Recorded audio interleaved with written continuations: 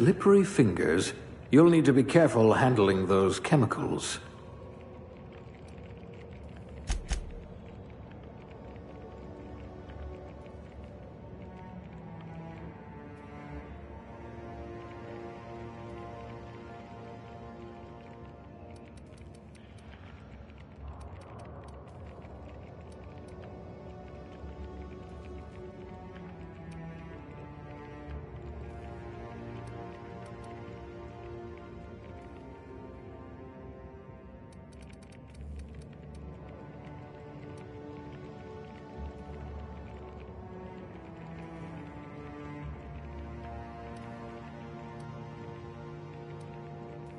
You had a hand in everyone's pocket.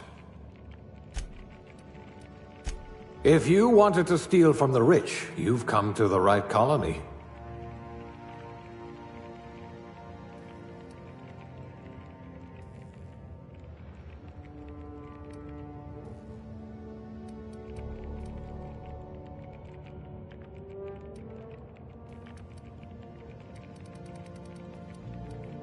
Someone with a talent for exploiting insecurities.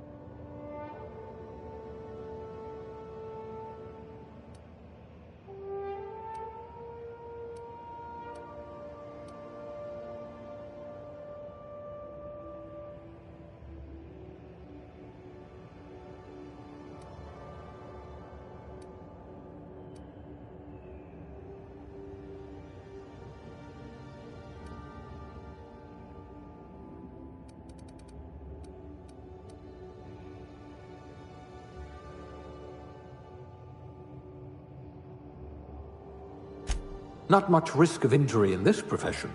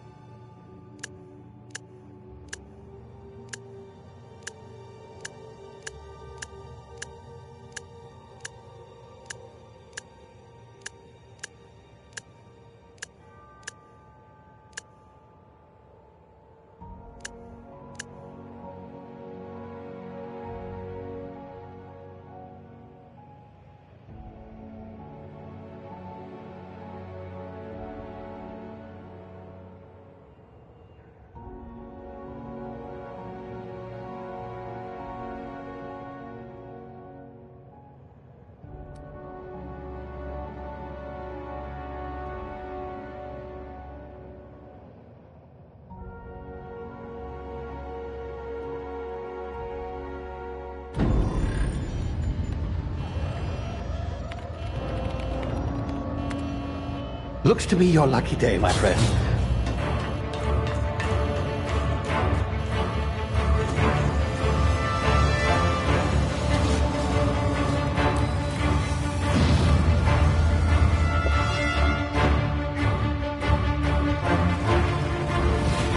Please power down your engines and prepare to be... Not likely, bootlickers.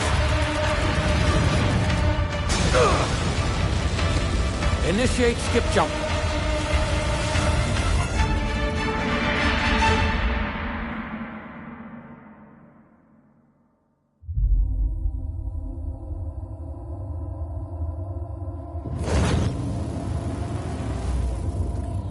Status. Structural integrity down 25%. Power levels down 10%. His drive. Shit.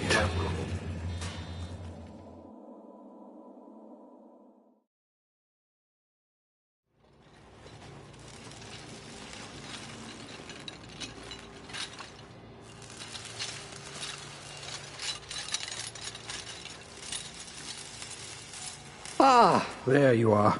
Wondering what's going on, eh? Bit of bad news there, I'm afraid. Your colony ship was inexplicably knocked out of skip space and forced to complete its journey at sublight speeds. This means that you and every other colonist on the Hope have been in suspended animation for 70 years, give or take. Normally, reviving someone after so long leads to some quite horrifying results. It's called explosive cell death, but it's really more of a liquefaction. Something wrong? Oh, yes, well, not to worry. I've pumped your body full of a special concoction I devised to keep you from dying so horrifically. Hopefully at all, but I guess we'll see, yes? Unfortunately, I used the last of my chemical supplies saving you. I know it's a lot to ask, but I must have your help securing more if we're to save the rest of your fellow colonists. I'd see it done myself, of course, but the board has a sizable bounty on my head. Now, my ship is inoperative, but I've managed to hire a smuggler to help you out. He'll be... Oh, I see we're in position. Good luck!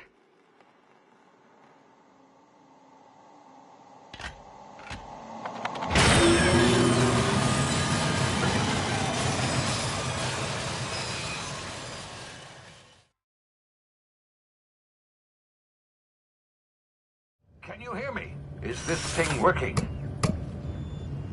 Ah, there you are. Now, where were we? Oh, yes, the smuggler. His name is Hawthorne, and he should be waiting for you at the landing site. He's to be your chauffeur, so to speak. Not to worry, I'm told he's a specialist. Dashing gunslinger, one-of-a-kind ship, that sort of thing. You'll like him, I'm sure. I've also outfitted you with a simple wireless monitor, so I can track your progress. I'll check in with you as soon as you land. Good luck. All the colonists are counting on you.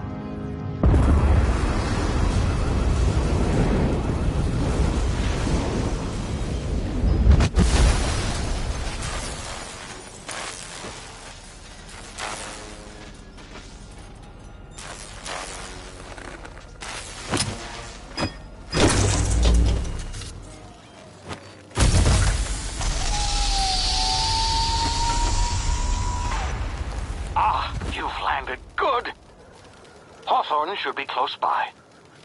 What in law's name? Is that him? Oh, that idiot.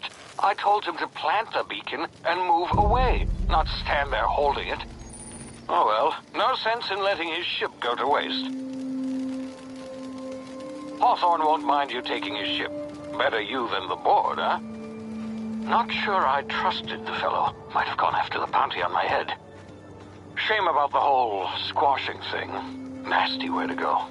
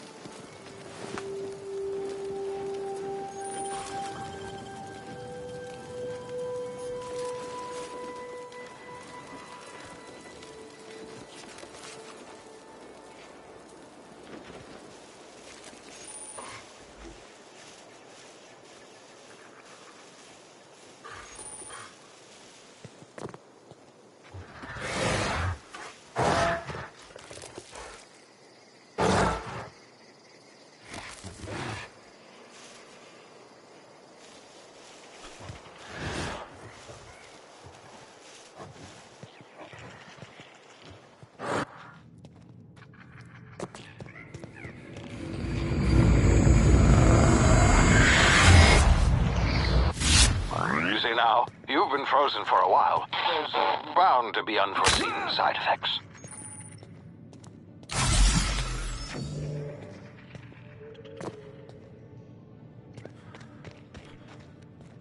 Hey, you, come here. You've tried the best now. Now try the rest. Spacer's choice. Oh, law, that stings. We were out on patrol. I saw a marauder camp up in the hills. Thought I could take him. Then my gun misfired. Right through my side. I mean, what are the odds of that, right? Just barely scraped by with my life. Crawled in here and blocked off the exit with those canisters.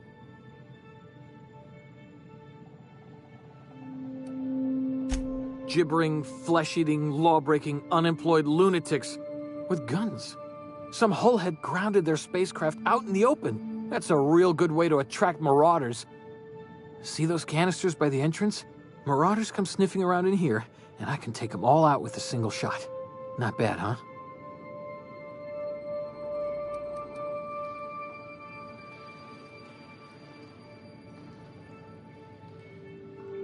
Yeah, okay. You look like you know your way around a gun. Got some spare ammo, not counting the bullet in my side. All Spacer's Choice weapons are now 30% less likely to malfunction. You've tried the best, now try the rest. Spacer's Choice. Yes, nailed it that time.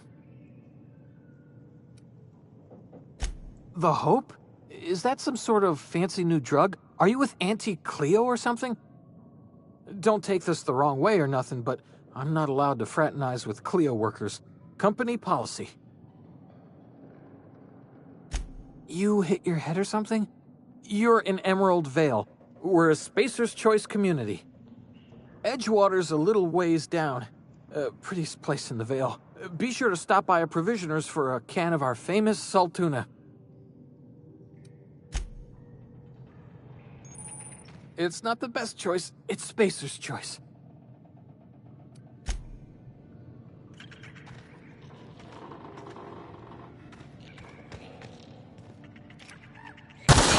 Damage my ears! Oh, what just happened? Can you hear me?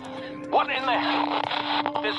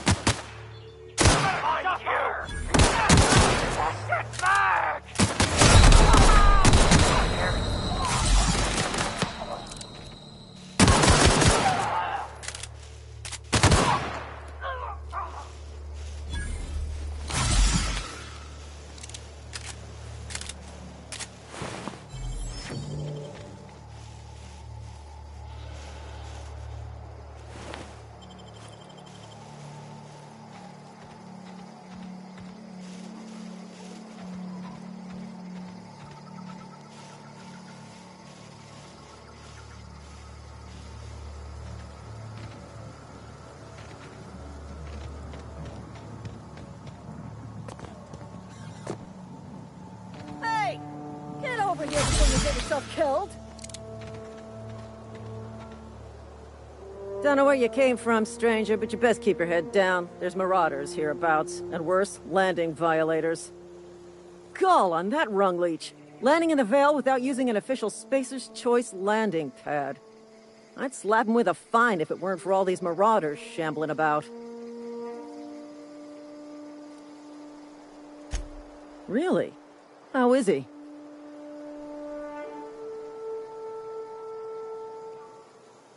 Well, that's a relief. You don't want to know how much paperwork's involved in paying off a gravesite fee. We'll see him back to Edgewater, just as soon as I cross these marauders off with the swift, cost-efficient fury that's made Spacer's Choice the most trusted brand in personal defense. I just, need a couple of winks to catch my breath. Stretch my legs some.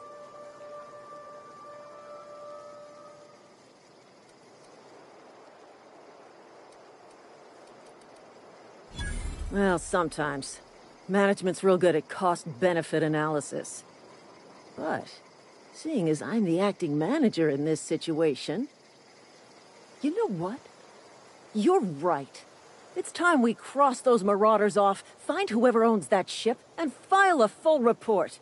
Then it's gonna be fucking laminated. Here we go.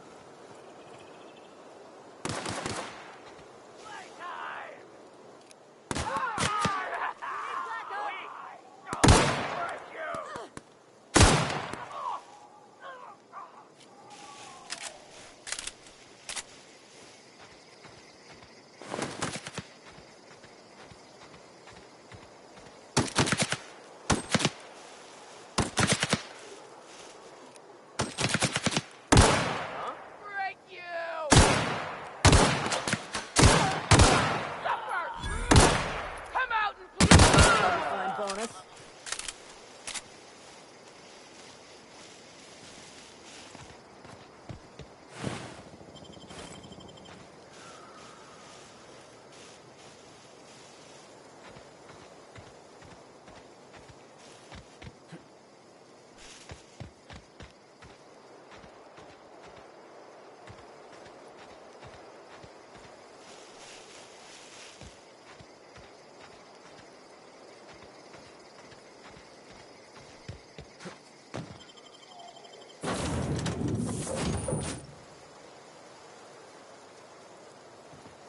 Please be informed that this vessel contains no valuable plunder.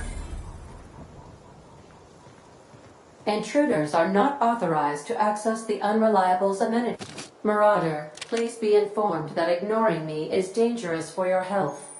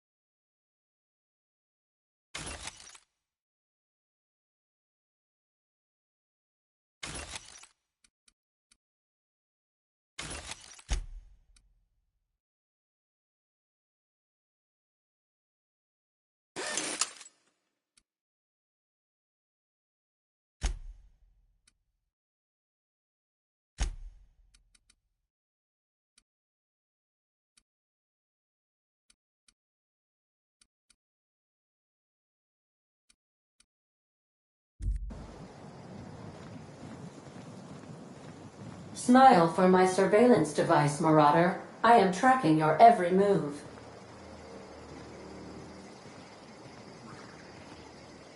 Hello, Marauder. I am Ada. the autonomous digital astrogator of this vessel.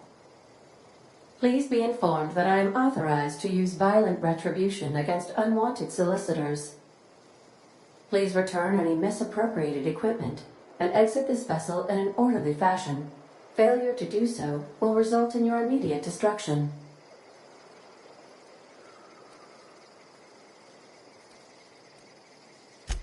Jettison procedures initiated. Disengaging airlocks. Preparing to eject all board parties in 5, 4, 3, 2,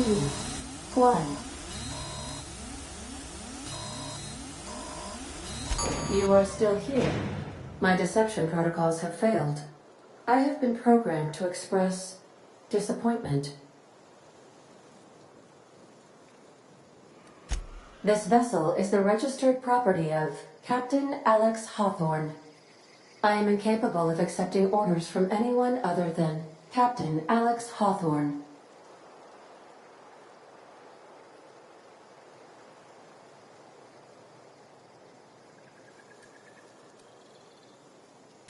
I understand. I will require some time to process this information. Thank you for your patience and for your honesty. I am programmed to take orders exclusively from Captain Hawthorne. If I accept your orders, then you must be Captain Hawthorne. Do you understand? Well done, Captain Hawthorne. I see your powers of deductive reasoning remain intact. Unfortunately, our engine is currently inoperable. Our main drive suffered a critical power failure, and we were forced to make an emergency landing. The main drive's power regulator has been irreparably damaged and must be replaced. Astutely observed. However, the probability of locating a power regulator within a worker settlement falls within acceptable parameters of certainty. High-capacity power regulators are sometimes employed in the electrical networks of worker settlements. I have taken the liberty of printing you a new Captain's Identity cartridge. Please try not to lose it this time. This cartridge identifies you, Alex Hawthorne, as the registered proprietor and captain of the Unreliable. Do you understand?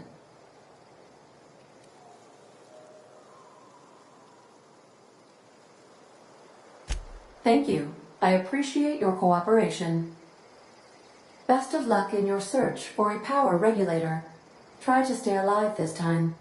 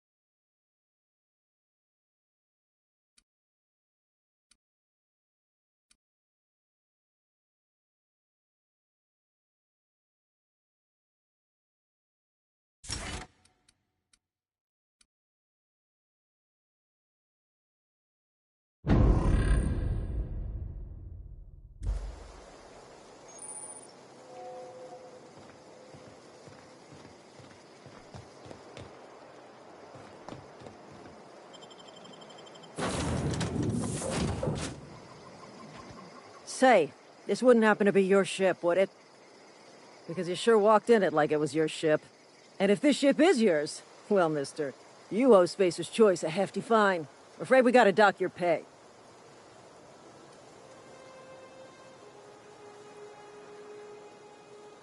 Oh, by the law. I'm so sorry.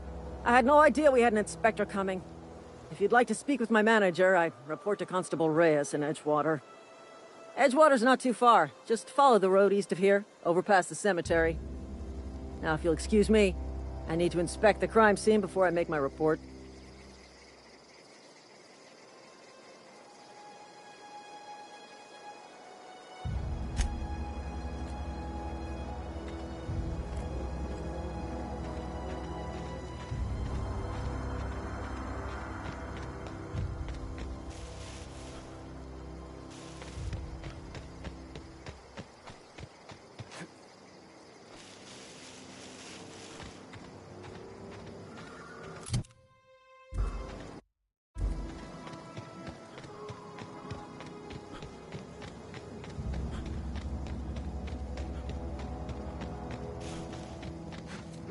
I smell blood! Attack! Attack!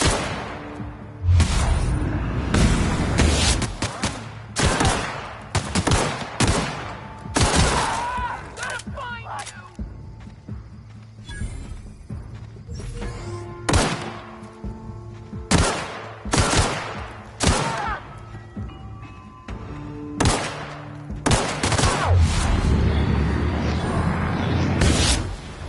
Come out and play!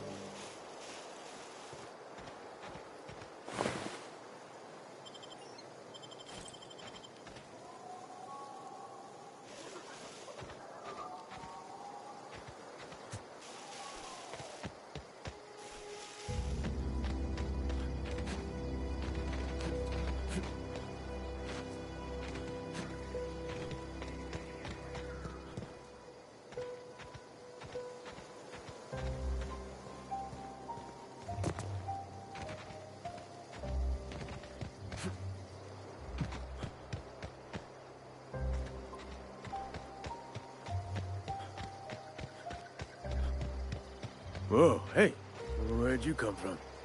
Don't go ambling out in those hills. That's Marauder territory, friend.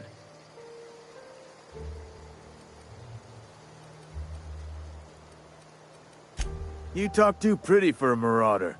Most of them just grunt and yell. Ain't safe out here. You'd best head into town. Avail yourself of Edgewater's high walls. And low prices.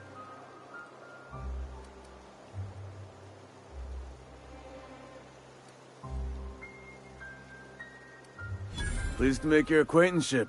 I'd shake your hand, but I've been hauling corpses. You don't want none of that on you. Name's Silas. Junior in humor for the town of Edgewater. We're all part of the Spacer's Choice family.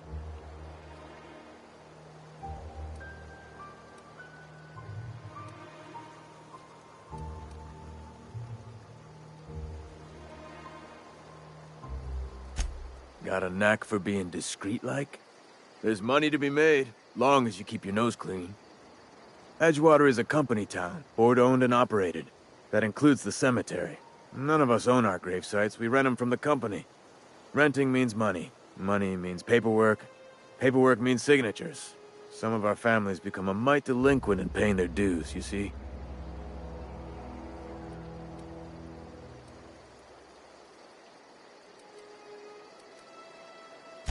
Quotas, mostly. Got a backlog of graves to fill. Bodies won't bury themselves, you know?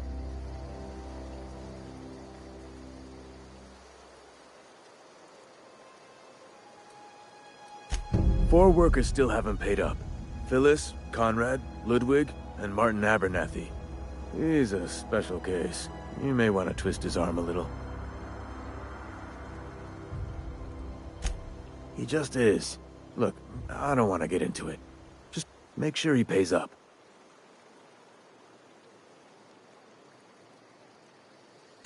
Conrad's got a barbershop in town. Phyllis works at the cannery most hours. Abernathy... I ain't seen him in a few days. His domicile is near the cannery. You'll find him in town. All except Ludwig, that is. He's over by the landing pad.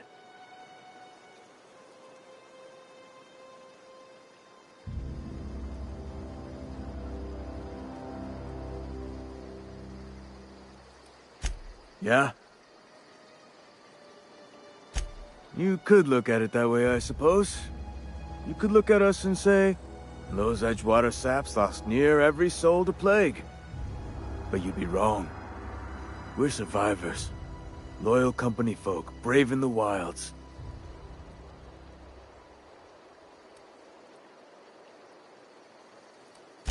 Every now and again, a virulent plague sweeps through our town. That's life on the frontier, I suppose. A body grows accustomed. Definitely not the junior in humor, that's for sure. If you've got business inquiries, you should stop by Reed Thompson's office. He's up in the tower above the cannery. Head into town, follow the road. Yeah? Former people, yeah. Marauders been raiding my graves, you see. Hence the armed guards. Oh no. They are after the most precious loot of all. Spacer's Choice Company property. If those marauders swipe any more bodies out of my cemetery, company's gonna duck my pay. Hang on, I'm doing some math in my head.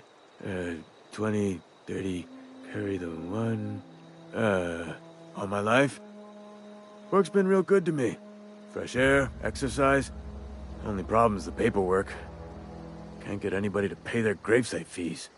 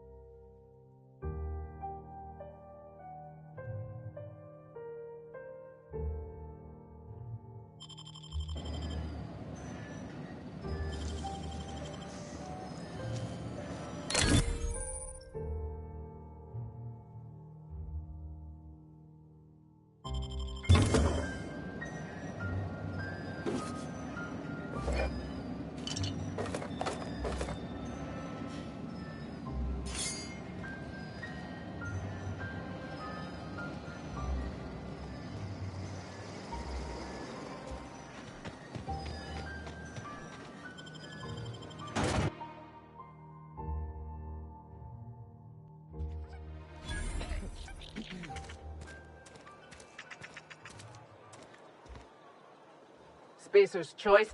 Keep your distance, friend. Sick house is no place for a traveler. I appreciate the company and all, but you really ought to leave. You don't want to be seen around me. Because I'm sick. You don't want to associate with people in the sick house.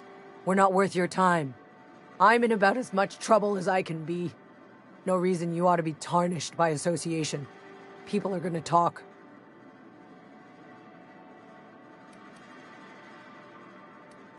Figured it was obvious.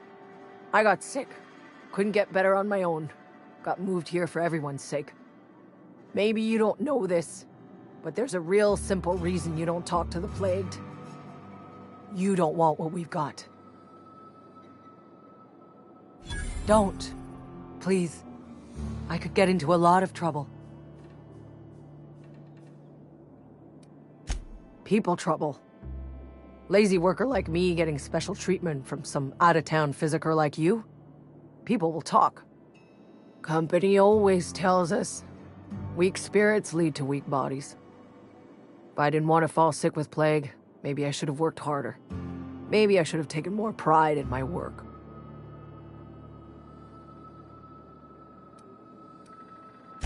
I really wish you wouldn't say those sorts of things. I told you once already. People could be listening. I'm feeling a touch faint. If you don't mind, I'd like to be alone for a spell.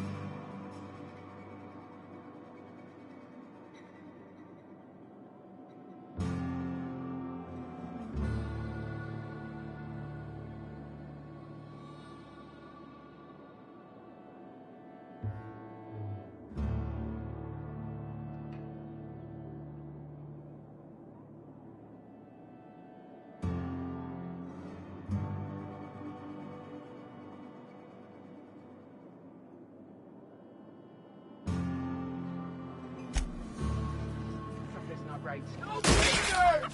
Waste of company ammo!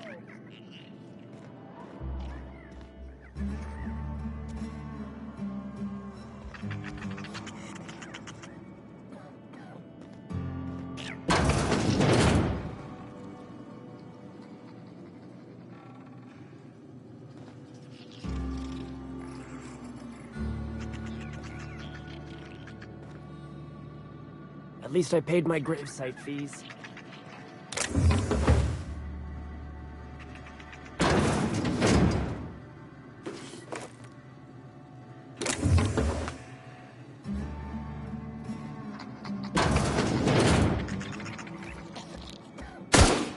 No!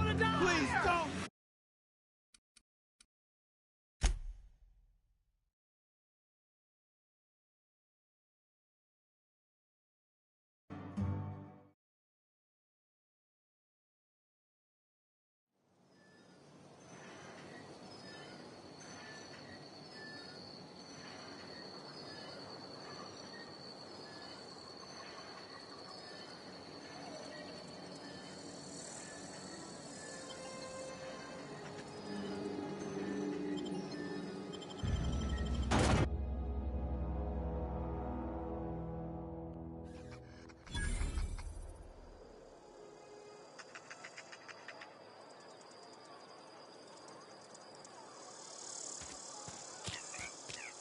Keep your distance, friend. Sick house. I appreciate the company and all, but you really ought to leave. You don't want to be seen. Because I'm in a... Maybe... Don't... People... Company...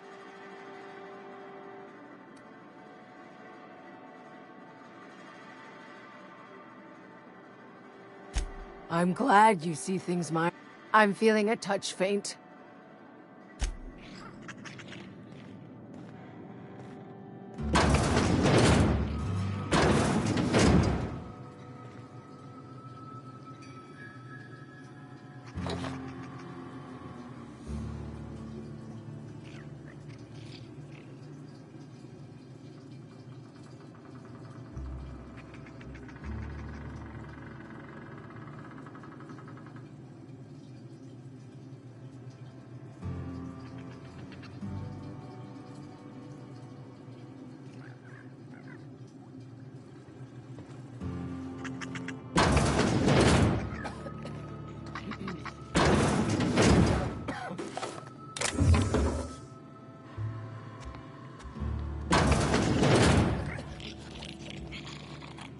Hey.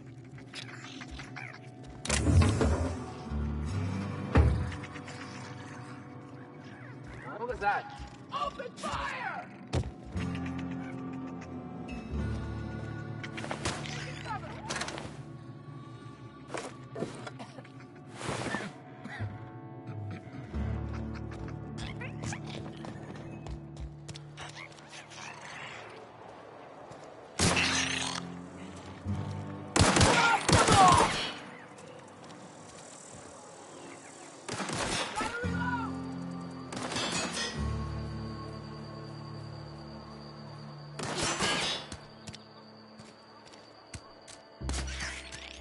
Waste of company ammo!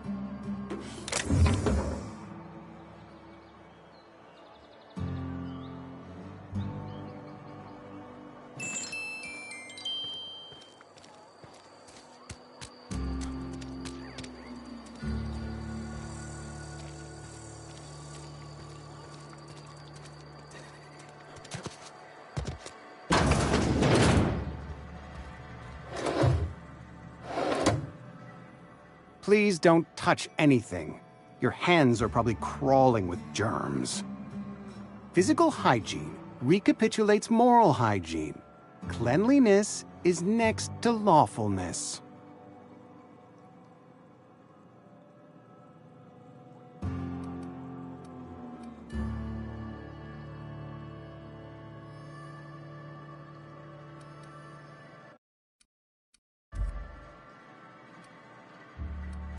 So everyone says, until someone forgets to cough into their elbow, and then we're all dying of plague.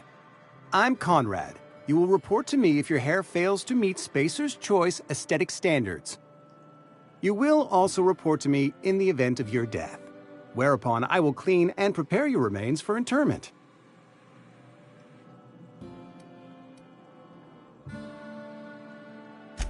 Burial, in the unfortunate event of a fatality. It's what a barber does. We make you presentable.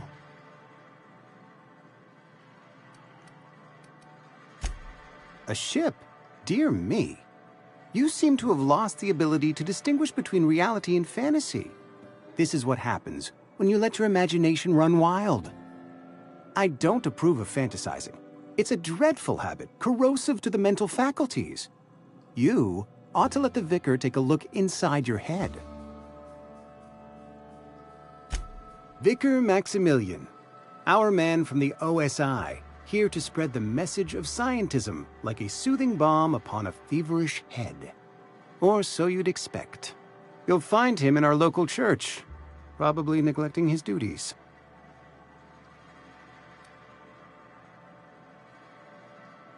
He doesn't seem to like us much. The vicar has not been with us long, and in his relatively short tenure in Edgewater, gives off the distinct whiff of superiority. Go ahead. The plague's come at us with a vengeance this year. Lost 6 workers in as many months. I wouldn't call them good workers, mind you. If they were any good, they'd have been treated. Still, it is a shame. Fever, chills, fatigue, aching, vomiting, an excess of phlegm, a tendency towards belly aching.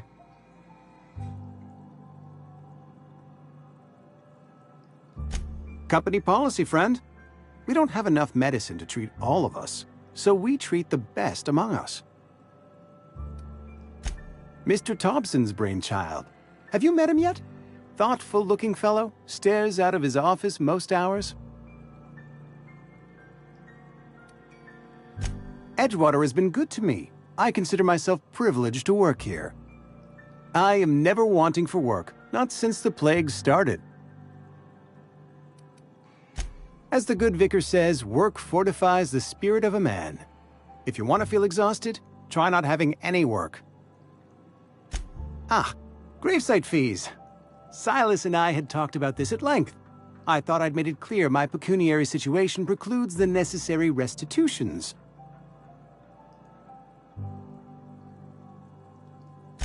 As broke as pie crust, friend. Bidless, indigent, destitute. I simply cannot afford it. I am a blemish on the prosperity of our fair settlement, When I expire, I expect Silas to toss my body into a ditch.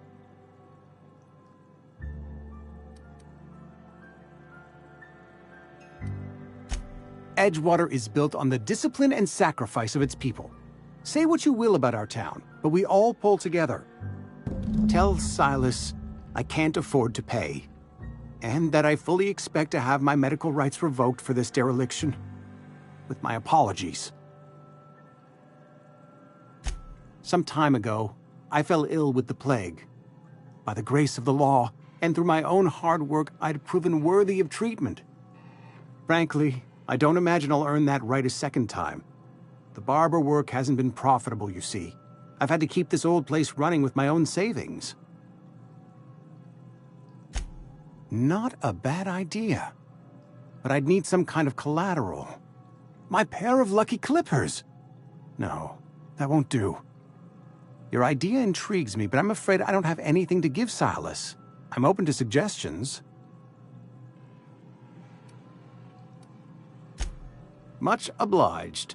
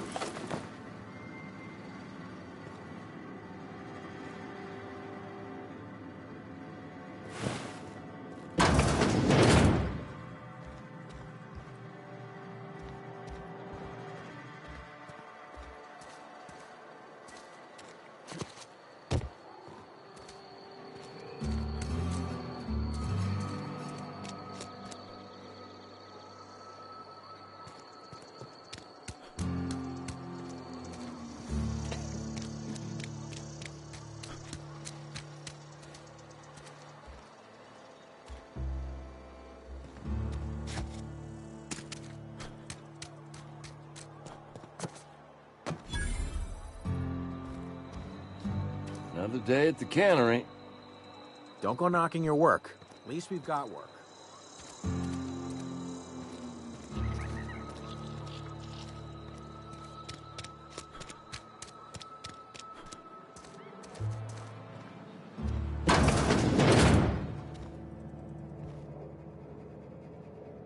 It's not the best choice, it's Spacer's choice. And before you ask, I'm all out of deluxe salt tuna. All I've got is gourmet. You ought to go have a talk with the boss, Reed Thompson. He's up in his tower above the cannery. Go right ahead. What, you mean Edgewater? That's a peculiar question. This a test? Am I being tested right now? It's, fine and dandy. Couldn't be happier. Wouldn't want to spend my life working anywhere else. Prettiest little town on Terra 2.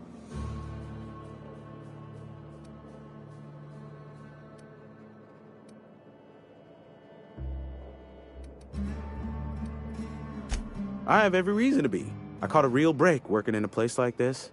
I don't get paid for banter. Was there something you needed? Go right ahead.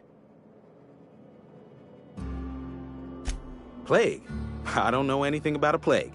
We are the very picture of hot-blooded physical vigor. You have got the wrong idea about me. I've got nothing that needs hiding. Some of us who get sick are liable to exaggerate the conditions of that sickness, but the fact is, if you work hard, you have got no cause to worry. Survival of the fittest. It ain't just the law of nature, it's company policy. Medical treatment is commensurate with our value to society. Spacer's Choice will dispense medicine for the indispensable worker. Natural selection at work. then the hand of medical science will not grace you with its touch, and you must recover on the virtue of your own grit. Listen, you mind if we talk about something else? Rambling about company policy gets me feeling all lightheaded. Music to my ears.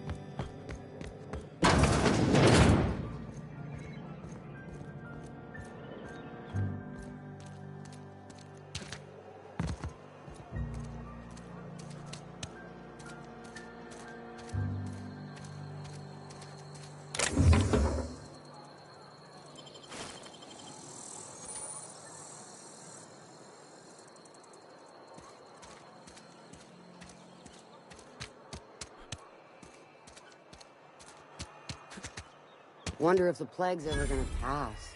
Just keep working. Work fortifies the spirit.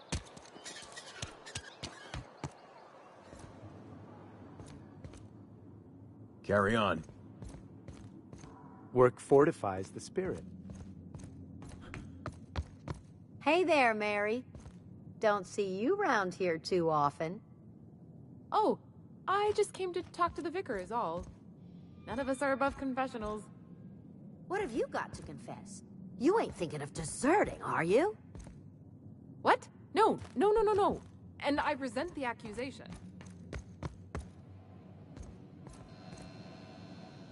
Yes, what is it? You're an outsider. Fantastic. Vicar Maximilian de Soto, at your service. Or Vicar Max, if you're the sort who prefers brevity. I so rarely get new people to talk to. Name your poison, anything at all. Spiritual counseling? This season's tossball predictions? The quickest way out of town?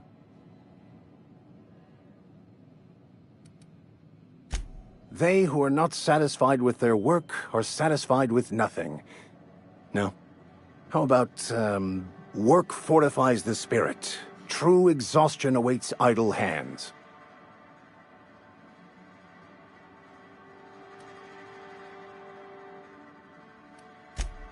The OSI teaches that the Grand Architect set a perfect system in motion at the beginning of time. Contentment is found by accepting one's role in that grand plan.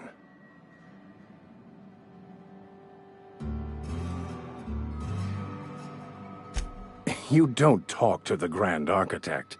Once the universe was set in motion, it stepped back. It has no concern for us.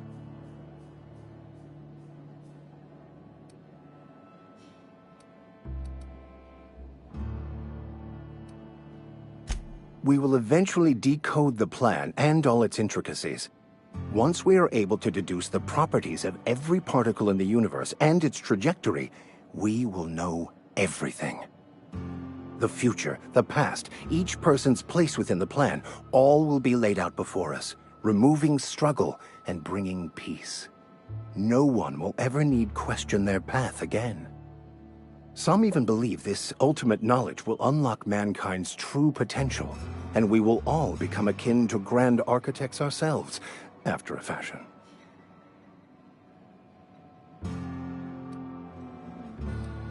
The Order of Scientific Inquiry, also known as scientism to the layperson. Mock me all you want. I know my beliefs to be true. What would you like to discuss? I've never seen you before, and there's been no paperwork indicating a transfer. Half the time it's wrong, but a new worker without paperwork? Unheard of. Also, you lack the distinctive worker gaze. Usually either a deadening behind the eyes, or in some rare cases, a wild-eyed frenzy, like a trapped animal.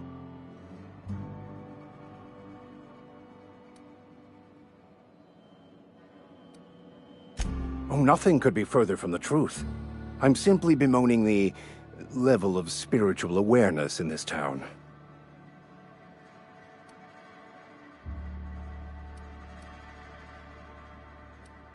No, I am not. Though there is something to your accusation. It is wrong for me to succumb to distress. I must double my efforts to elevate my flock. These are good, hard-working people here. Mechanical tomfoolery is well out of my purview. I suggest you take such matters to Mr. Thompson in the cannery. Oh, and a word of warning. If you're considering wandering around outside the safety of the town, you'd best be cautious. Marauders are about. Though if you are planning on venturing outside, I do have a proposition that may interest you. One of the reasons I transferred here was to fulfill my duty in hunting down banned heretical texts. I happen to know such a book is, as we speak, tainting a collector's library in Emerald Vale. However, the collector's residence lies outside the town's walls. My retrieval efforts have been thwarted by marauders who have overrun the property. Should you fare better than me, I'd pay a handsome sum for the book. I just want to keep the writing out of layman's hands. It wouldn't do for such information to fall into public consumption.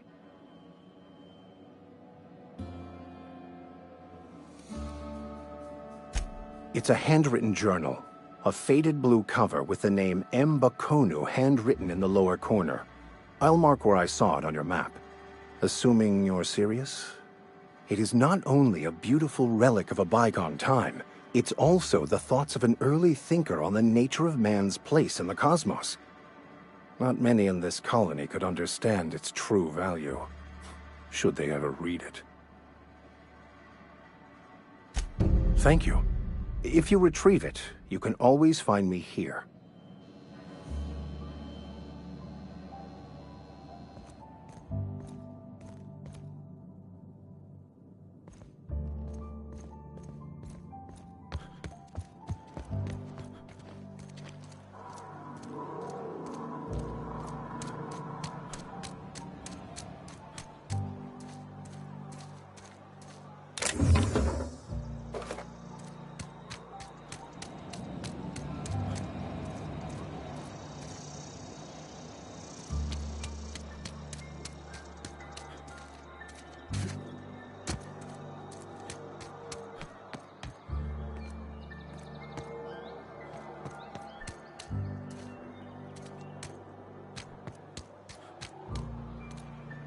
Got my sights on you.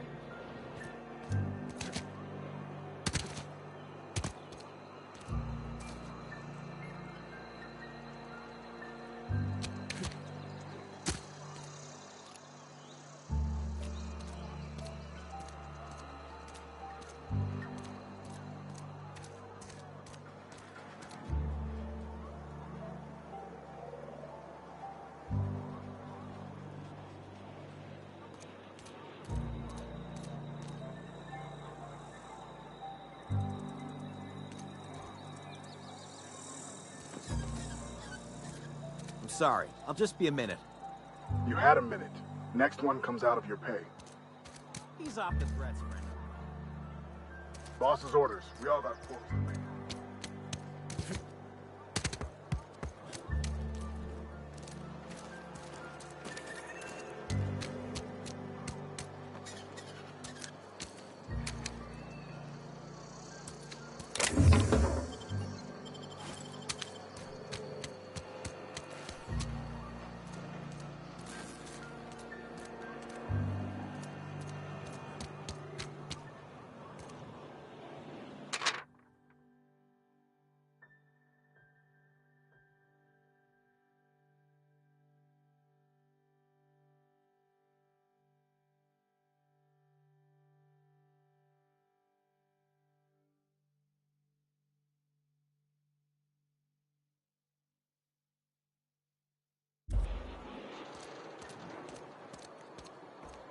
Been eating nothing but salt tuna for a year. Nothing I can do about that.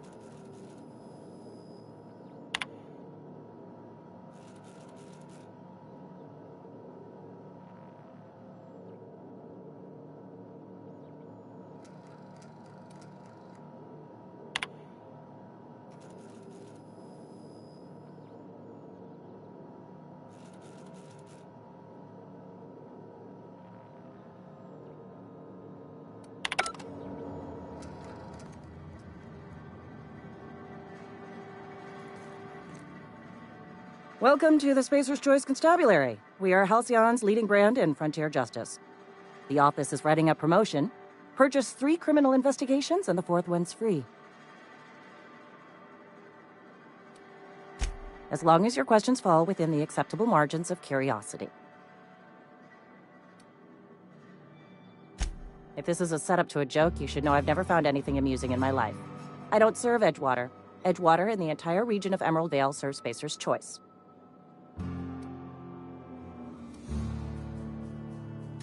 Flattery won't get you anywhere with me. The bureaucracy is a noble profession, but not all of us are gifted enough to serve in it. His likeness decorates many a wanted poster. Do you have any relevant information about this individual?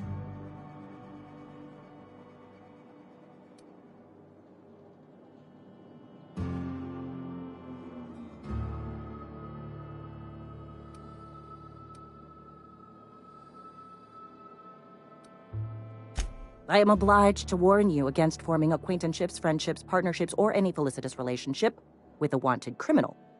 I am also obliged to inform you of our referral program.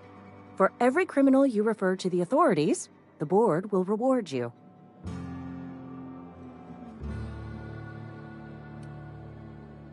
Wells has been wanted for as long as the board decides he has been wanted. This decision will be made in accordance with Wells's behavior upon arrest. Unfortunately, the arrest of Mr. Wells falls outside my authority. I enforce the company policy of Spacer's Choice in the region of Emerald Vale. Wells is wanted by the board. If you have information related to the location of Phineas V. Wells, you are required to submit that information to your nearest board authority.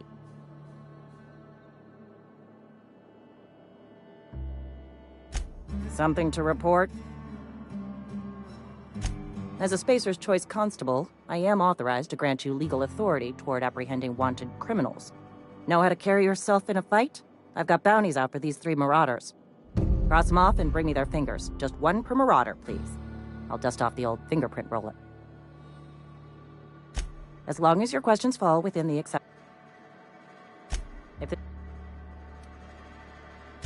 Careful, stranger. Talk. Spacer's Choice is a wholly owned subsidiary of Universal Defense Logistics, which occupies a seat on the Halcyon Holdings Corporation, also known as the Board. I must admit it bothers me that you don't already know this.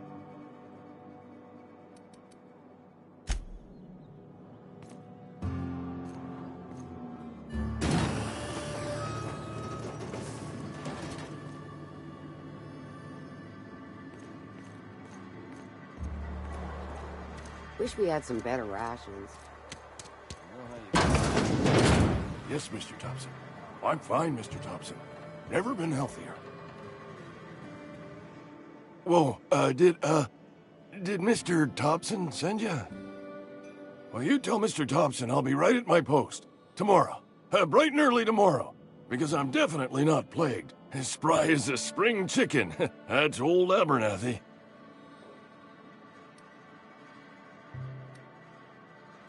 You some sort of wandering alienist? Walking into a man's own domicile, pestering him about his mental state?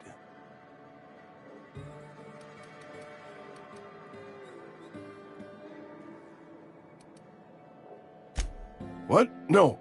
I mean, I might be. That depends on who's asking.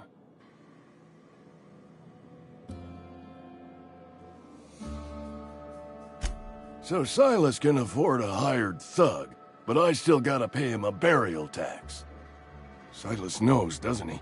That's why he sent you. That's why he wants me to pay up. He knows. Sounds like he's already told you. You may as well hear it from me. I'm dying. I'm not long for this world. The date of my expiration is fast approaching. And soon I shall be ushered through the great cannery in the skies. It's plague. Has to be.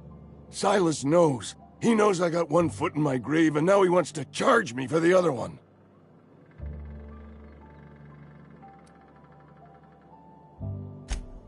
I am? Law, help me. Paranoia is one of the plague's known symptoms. I'll pay your fees. I don't want any trouble from Silas. But if you could see a way to freelancing for me, I could really use the help.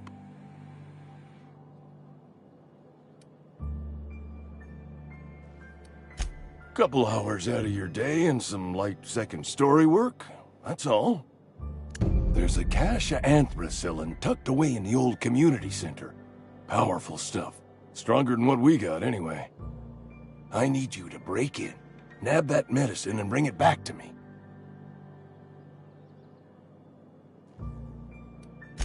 I'll do what I can. You will not find any guards within sight of that old place. Marauders, on the other hand. I have it on good authority. There's a gang of them squatting there. I advise stepping softly. I tried medicating myself with adrenatime. Didn't do much for me, as far as I can tell. Anyway, I can't just buy medicine. Distribution of medicine is strictly prohibited to any workers beneath the acceptable margin of health. Company policy.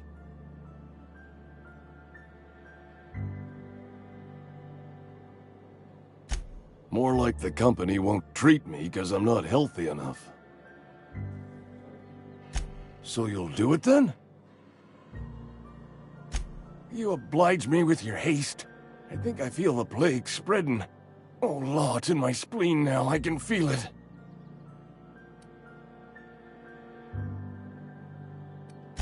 Just keep your head down when you're in there. Marauders have taken over. Probably tracking mud all over the archives. I know that, but I got nobody else to turn to. Reed would have wrote me up. Constable would have locked me up and wrote me up. Could have gone to see the good vicar, but I never did find my courage.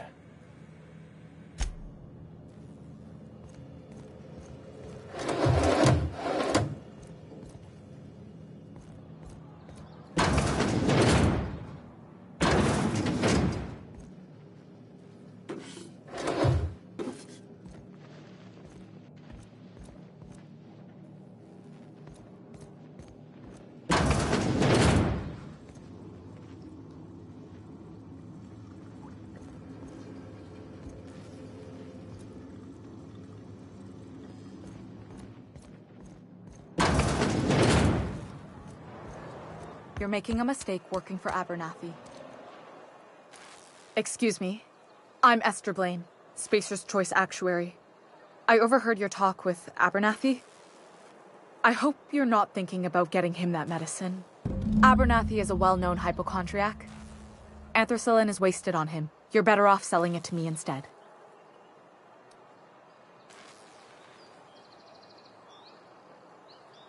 All I'm saying is Abernathy's worked in this town longer than some of us been alive. How do I put this gently? He's got a lot of cobwebs up in his attic.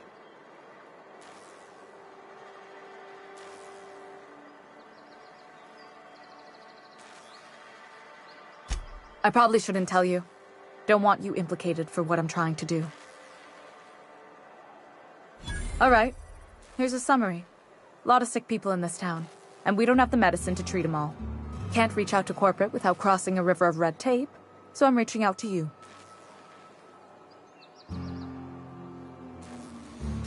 I'm paid better than Abernathy. Whatever he's giving you, I will do you one better. That's all I can ask of you.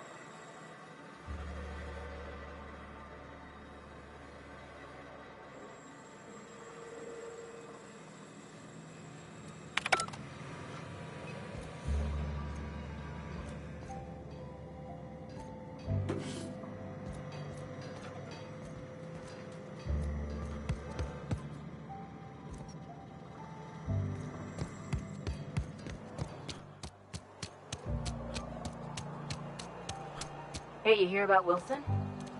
Heard Marauders got in. Just between us, Wilson deserted. Lost his nerve. Ran off.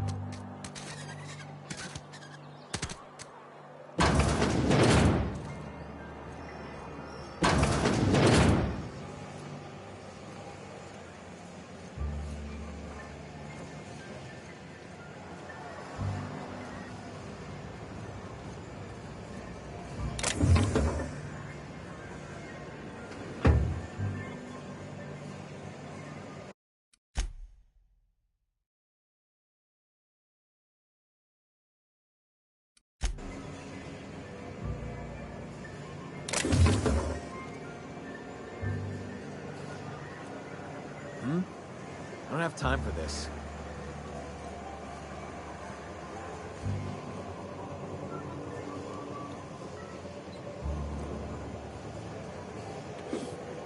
What do you think you're doing?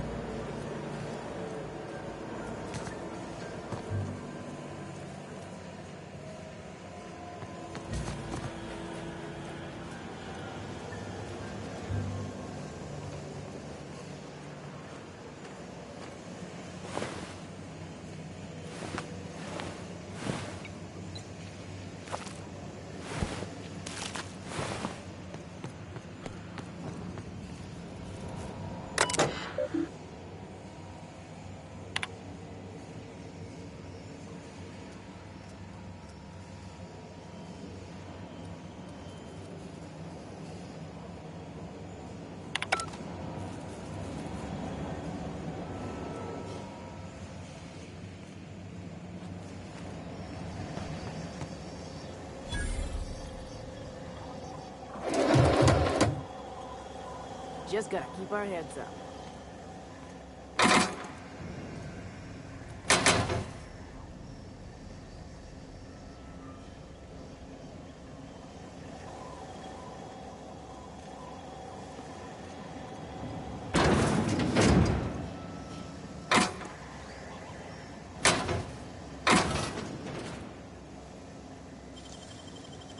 Hey!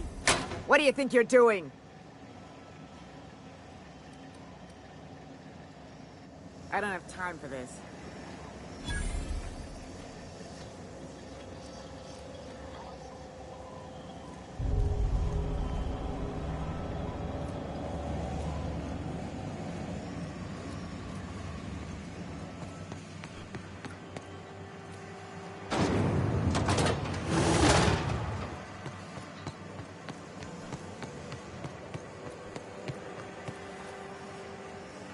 Sorry, I've got a lot to do.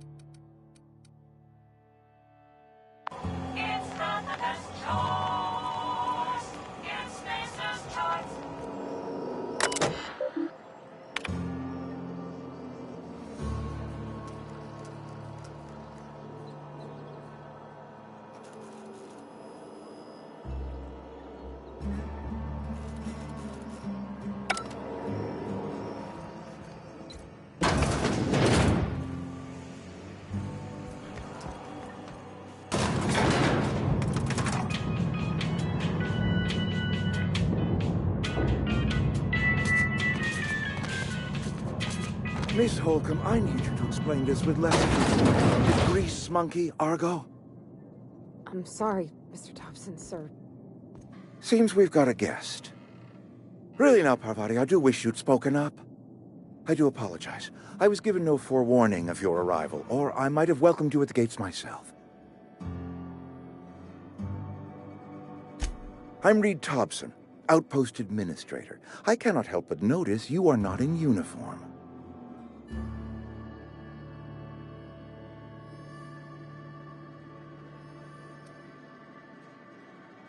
Shirt, pants, work boots, company-approved colors. The, honorable apparel of a loyal worker?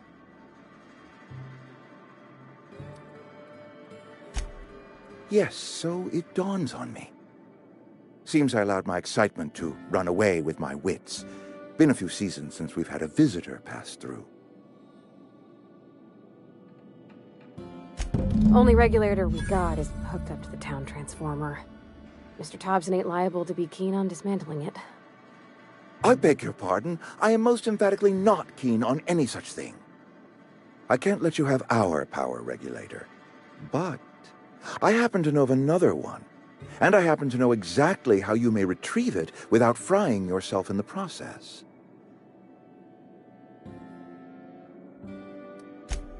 Oh, yes. Saw someone put his hands on a regulator while the power was running. His legs were still twitching when we buried him. There's a power regulator in the old botanical lab. It's mostly abandoned, so all that power is being squandered. Go down to the geothermal plant. Reroute power from the botanical district over to us.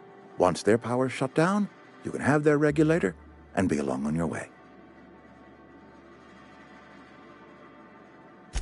I was not entirely sure how to tell you this. The botanical labs are not legally inhabited, but there are people who live there.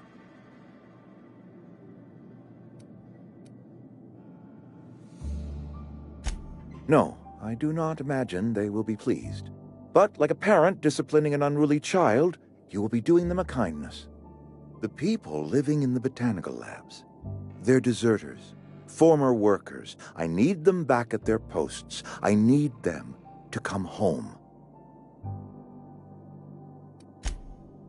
Edgewater is struggling. We haven't hit our production quota in years. If we don't meet our quotas this year, the company might shut us down for good. I need those workers back at their stations.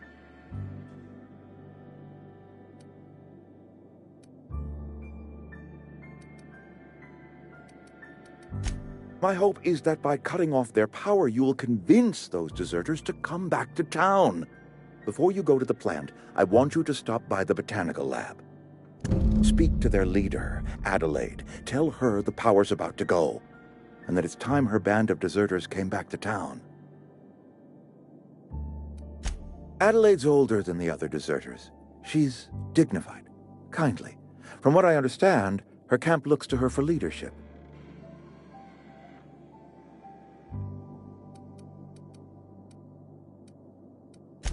That is not a hypothetical I enjoy entertaining. We need Adelaide back. Nonetheless, I will settle for the return of her followers. We belong to one community, the Spacer's Choice family. If we dissolve into factions, then we will all perish separately. Adelaide will understand that.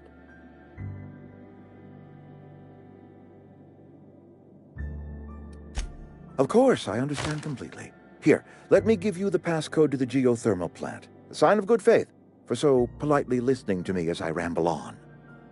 Are you setting off for the Vale? Because I know my way around. I mean, in case you want a guide. I mean, if that's all right with you, Mr. Thompson. Sir. I hesitate to part ways with Miss Holcomb, but I cannot deny that she is talented, and may prove useful to you. Great! I got my wrenches and diagnosticators and hairpins and engine tape, so I'm all set. Well, I am glad to hear that. Best of luck to you, and thank you again for your help. It is a lot to ask of a stranger, I know.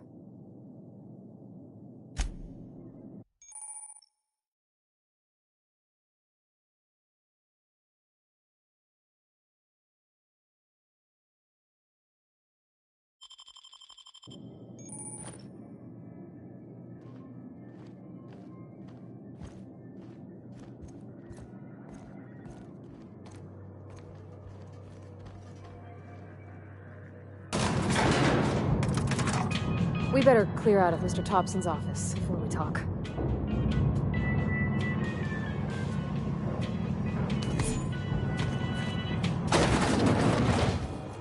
Hey, mister, can we talk? Sorry. Got a sec? Sorry. You just want to get out of here. And you likely don't want to tag along like me. It's just, Mr. Thompson has his own view on matters, on account of it's his job and what all, but that's not the only side of the tale.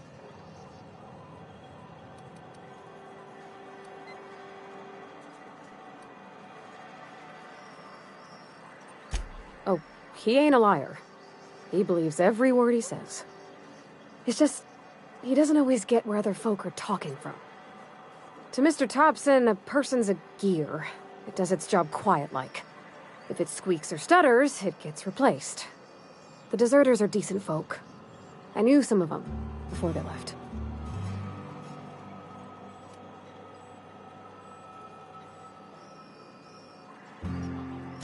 I don't know anybody well.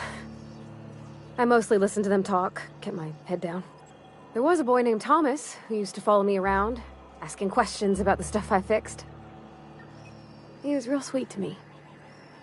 Not any sort of dissident. Miss McDevitt? Oh, gosh, no. She was a real important person. A flavorist. Made all the food taste decent. She used to work up in the big office with Mr. Thompson. All I know is she left after her son died. It was a real big to-do. I could hear them both yelling clear from my own place.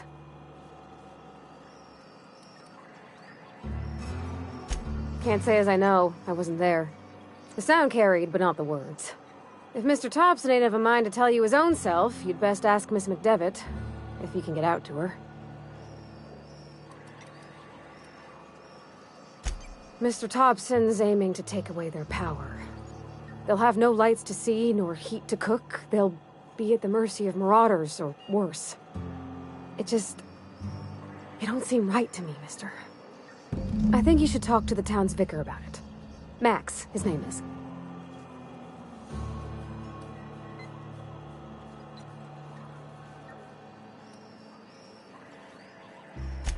Books are for rich folk. I wonder what he wants with something like that. About if what Mr. Thompson proposes to do is upright. Leaving Miss McDevitt's folk to their fate. Their neighbors. Kin. And maybe he can think of something else to try. Something we ain't. He used to go walking outside town. Maybe he found something that'll help. It's just an idea. That's all. Thanks, mister. I just think when you gotta make a decision that'll hurt somebody, it's best to think on the right and wrong of it. That's what my dad used to say anyways.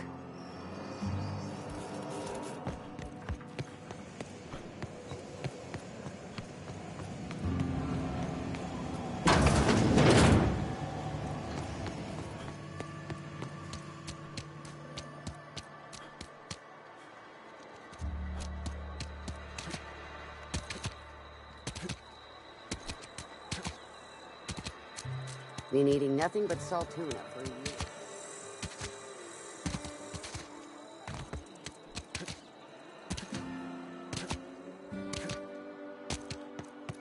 I've always felt weird in here.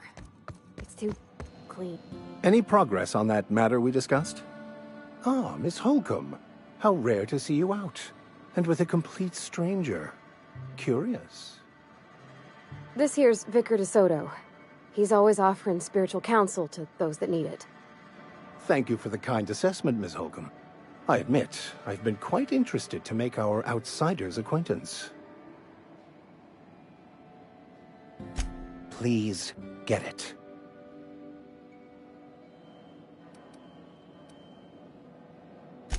What would you like to discuss? What? I thought you would talk to him. You wanted to speak to me, Ms. Holcomb? Every time I've tried to engage you in conversation, you look at the floor, answer in single words, and slink away. I can't imagine what would be so grave as to drive her to my mission. What has Mr. Thompson asked her to do?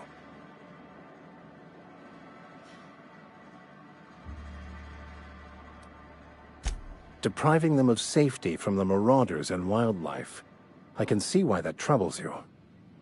Miss Holcomb has a soft heart. Always has, if you believe the talk.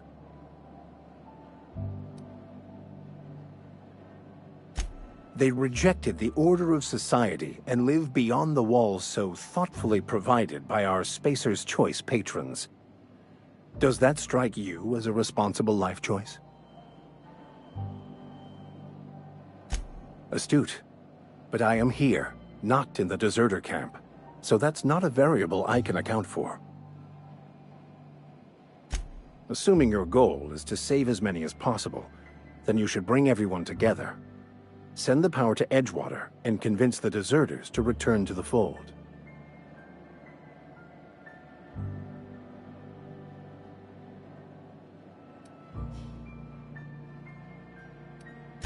Not if things are left to stand as they are.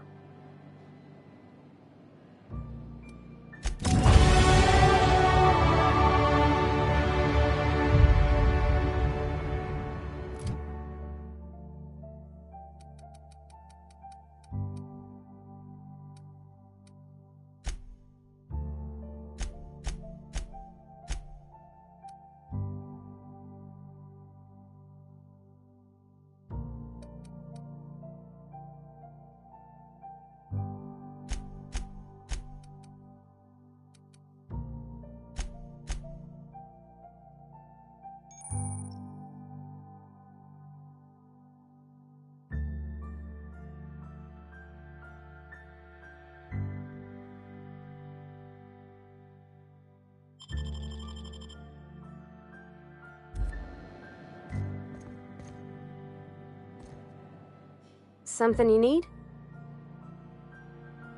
You mean about the mission being too clean?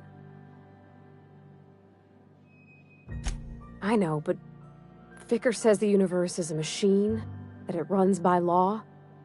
Real machines have gunked up oil, scratches, and worn bits. You can tell they've seen handling, been used by folk. The machine Vickers sees is one ain't never been run. It's not for people to live in. It's something on a museum shelf, under glass.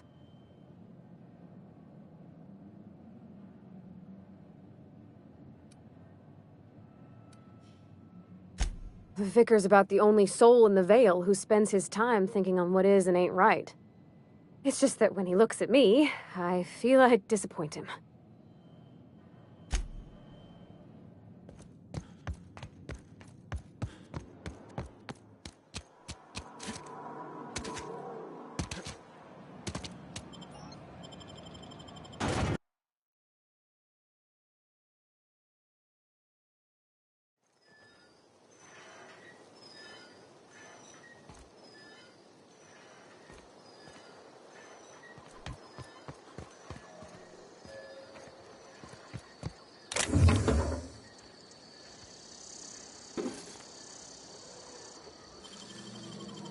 Easy.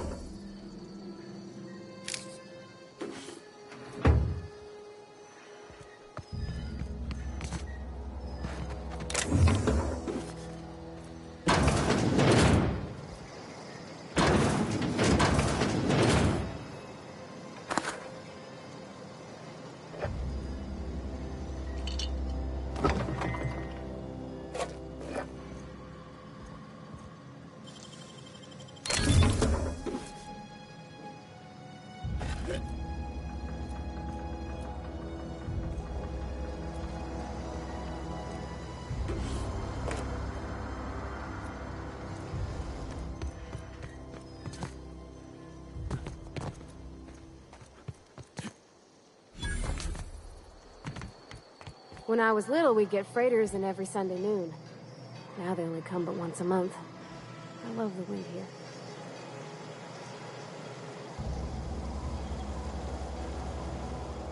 Thank the law.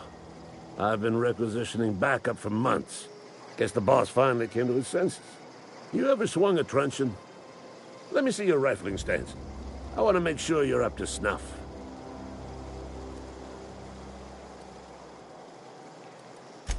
The war!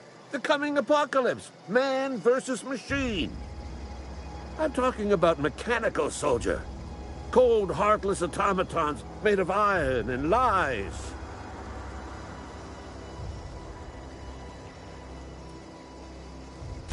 That's right. That's what I've been saying. We gotta square our shoulders and stand ever vigilant. Auto-mechanicals. Creatures forged in the fires of malevolence. I seen them over by the old power plant, clattering about, firing at the birds, orchestrating their uprising.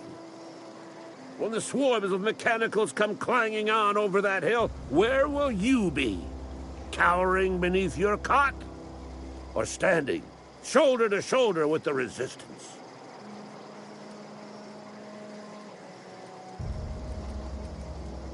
Go on. You ever seen the way a mechanical just stands there? Just looking at you, scanning you with its murderous oculars.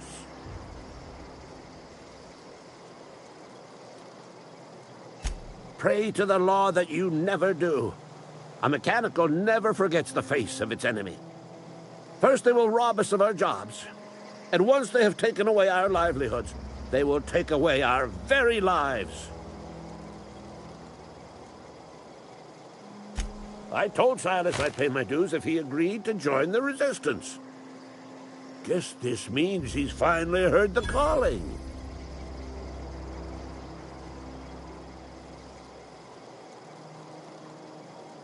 Mechanical repellent!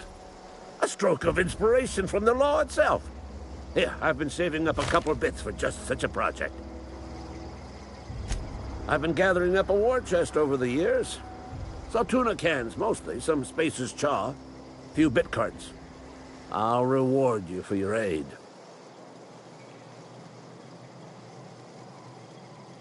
Enlistment fees? Yeah, I suppose. Wouldn't want to give the Resistance a bad name.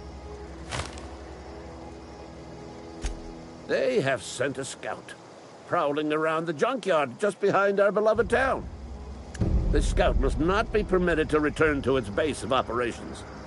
Cross it off, then report back.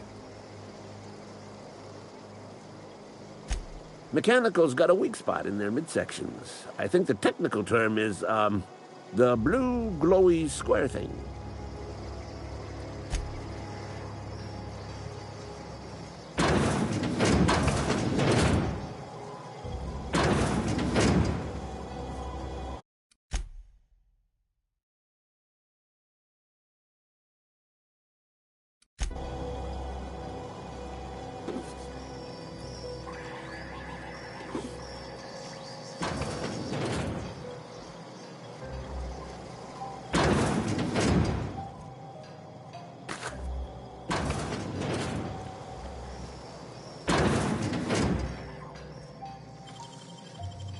That was quick.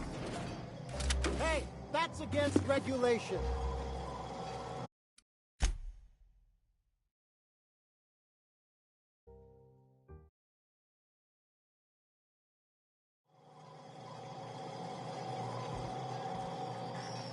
Be right there.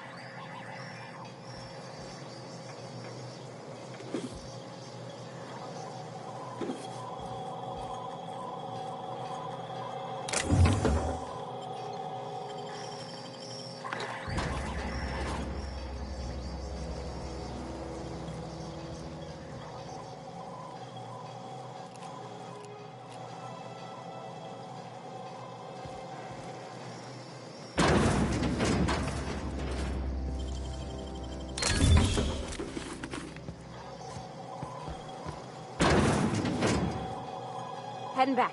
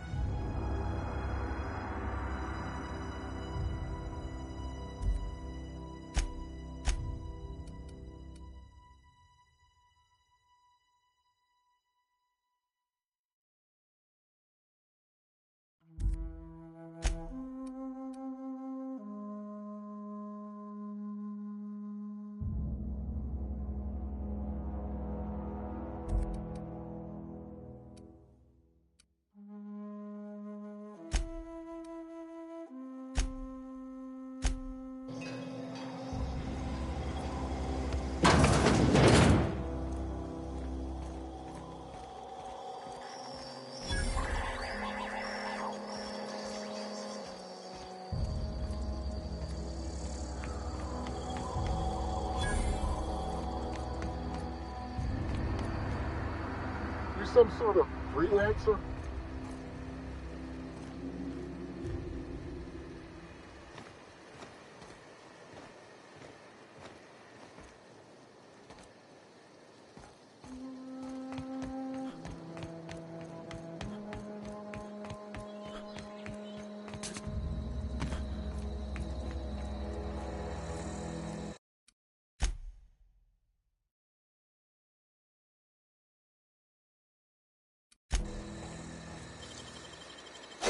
Nicely done.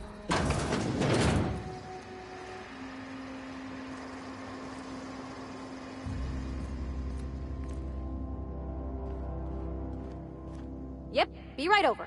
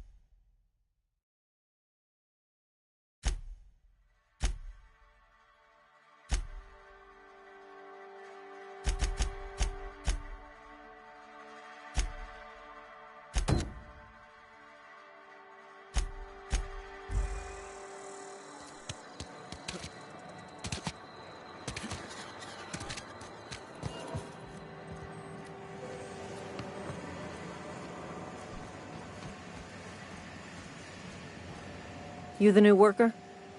Whatever. Make it quick, Tenderfoot. I'm busy. Foreman Granger, mind those words don't come out of your mouth unless preceded by yes, or right away, or thank you.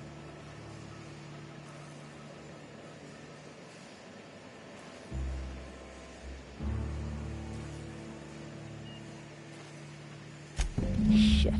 Silas still on about that. Here, take the fees. I'd appreciate it if you didn't tell Reed I was late on my payment. Because they're not my fees and not my gravesite. Guy I worked with shot himself. I paid the bill.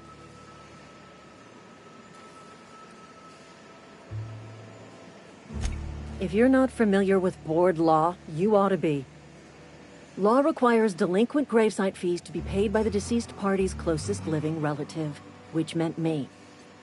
Shame, though. Eugene was a good worker.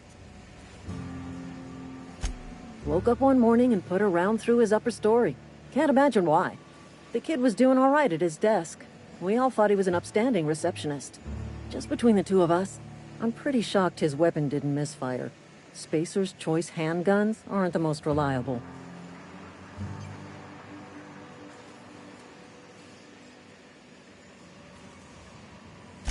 Eugene wasn't family.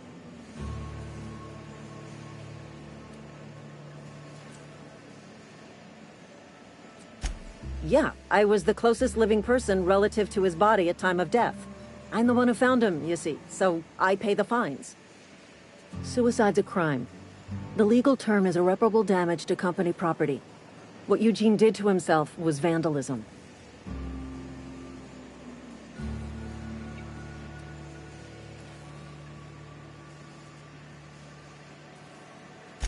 When one of your workers commits a crime, the entire town pays for it. In other words, Edgewater would have been penalized pretty hard. Whatever Eugene was worth as an asset, we would have had to pay out of pocket to Spacer's Choice.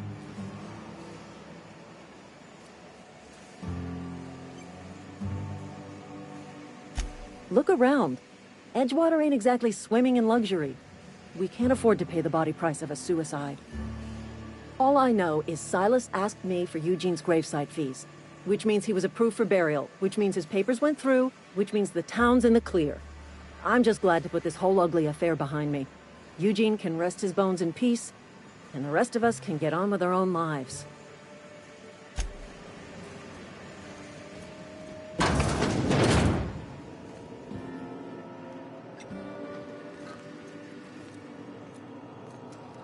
On my way.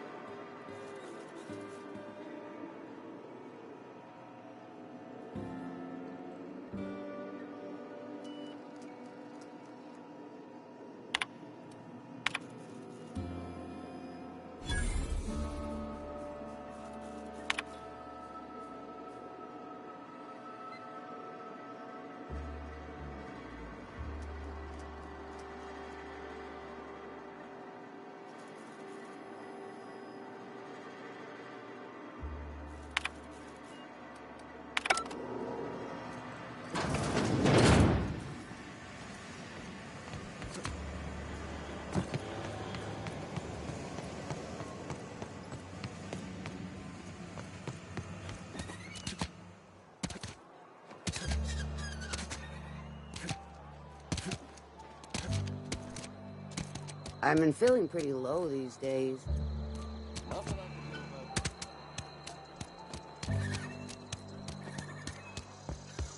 I cut my own hair.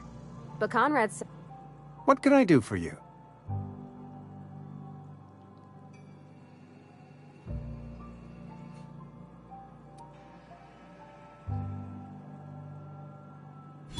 Oh?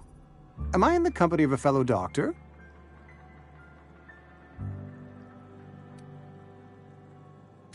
You may think that, but the tidiness of my fellow worker is my responsibility, alive or otherwise.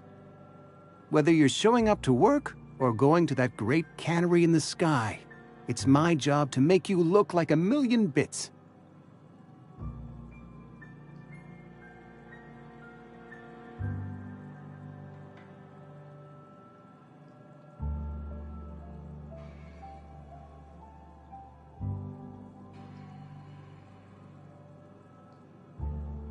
You know about Eugene? How?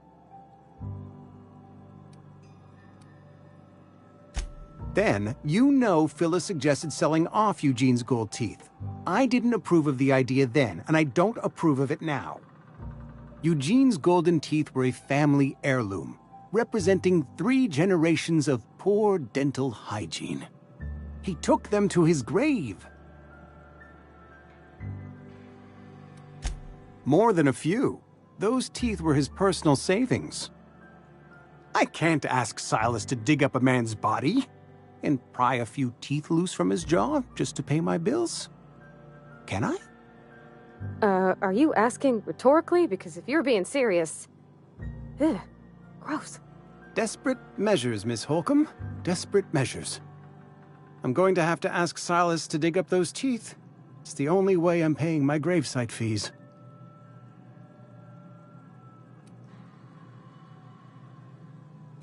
The good Vicar Maximilian and I have never quite seen eye to eye, but your point is well taken.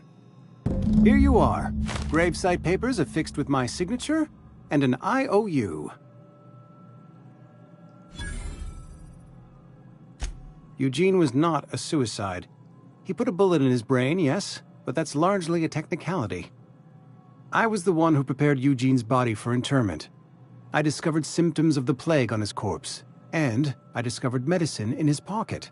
Lots of medicine. Eugene overdosed on adrenatime, which is known to cause psychosis and paranoia as possible side effects. The paranoia drove him to take his own life.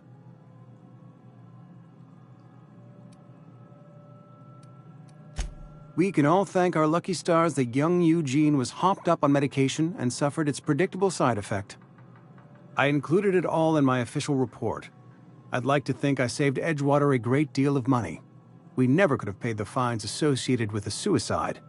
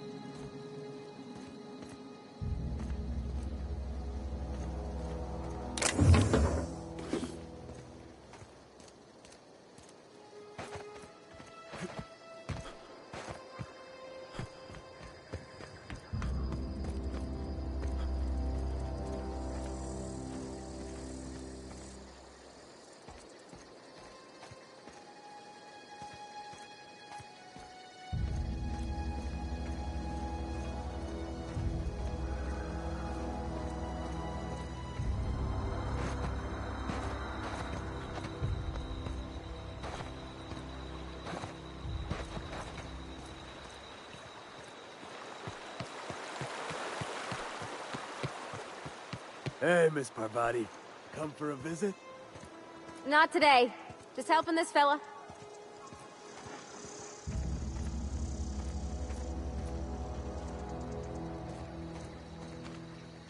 Lovely to see you about, Miss Parvati. Things going all right, Silas? Been keeping him careful and true, miss. Best to ask her yourself. My dad's buried here. Silas watches over him when I can't leave the house. Oh. Well, thanks. Something I can do for you?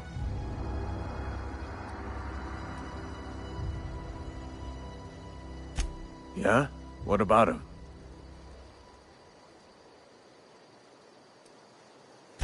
Yeah. Funny thing, Eugene's body ain't where it's supposed to be. The night we was supposed to commend his body to the earth, I had his grave all dug up and ready, right? And so I thought, I'll just rest my eyes a bit. When I woke up, his body was gone.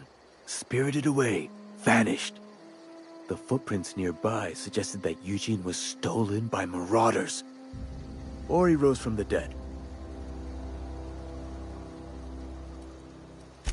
Let me know if you find anything. Yeah? The colony ship? Are you talking about that old rumor? Some great big starship packed full of colonists what got lost in the aether never to be found again? Ain't heard that one since I was but a stripling. Can't say it was terribly convincing far as rumors go. There a reason you asking?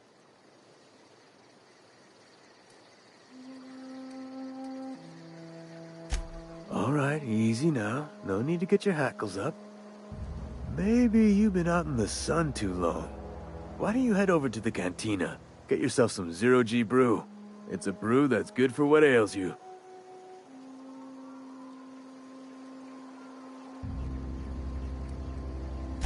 Look, I don't know what's got you caterwauling about hope this and colony that, but you need to stop, or there's gonna be trouble.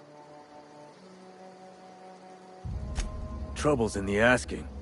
Or don't much care for folk running their mouths, spreading hoaxes and the like. Frankly, neither do I. Something I can do for you? You run into any trouble? Reliable work from a freelancer. That's gonna take some getting used to.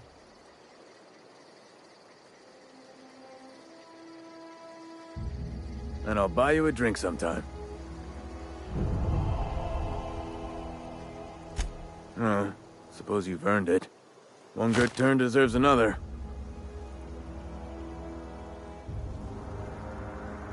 Abernathy was sick? With the plague? That's disgusting. I shook hands with the guy. What? No. If I knew he was sick, I would have had him reported. I needed his fees because of his name. A, for Abernathy. He was at the top of my list, you see? Yeah?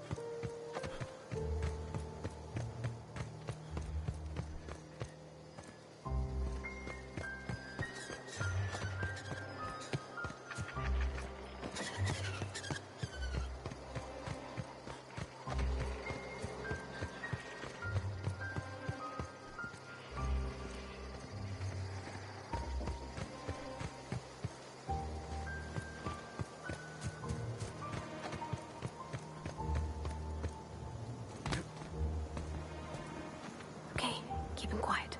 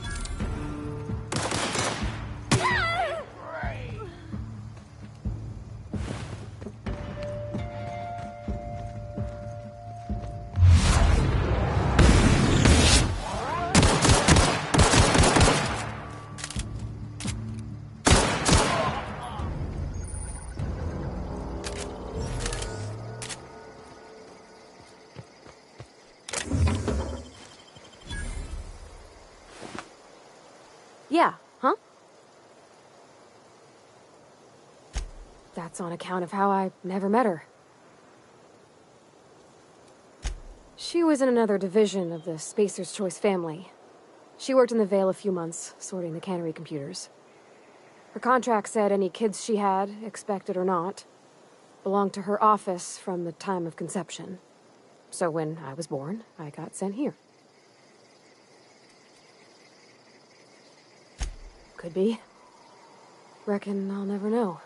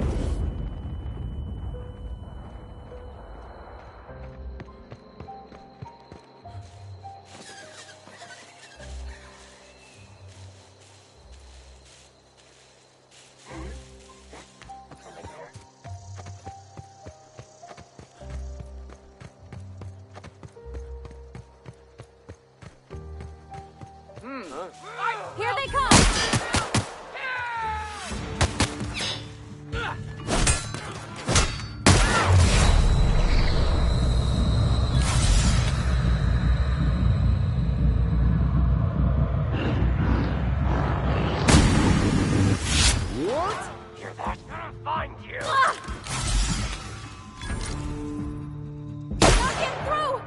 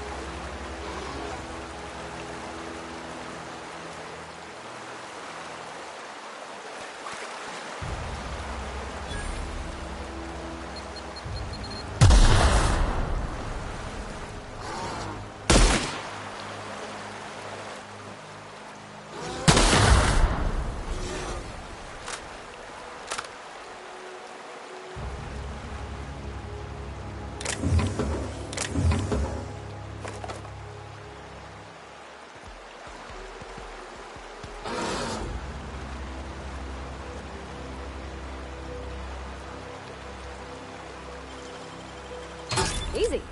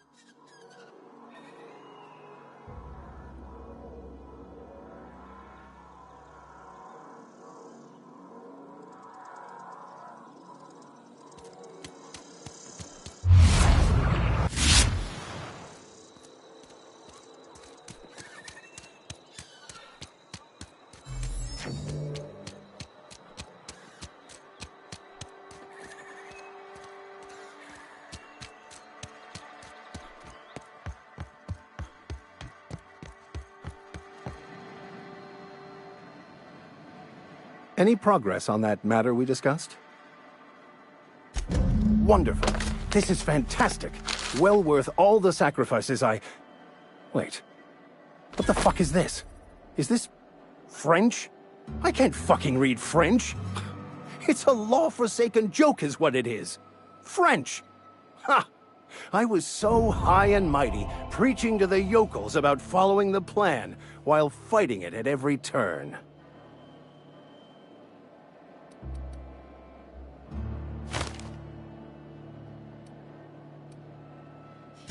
There is little more important than such a precious, rare text. I've spent my life searching for the keys to unlocking the secrets of the universal equation that underlies the plan. I had hoped this book held some of those answers. I became so desperate, I even got myself assigned to this plague-ridden backwater to find the damn thing. All the time and suffering I've spent. Wasted.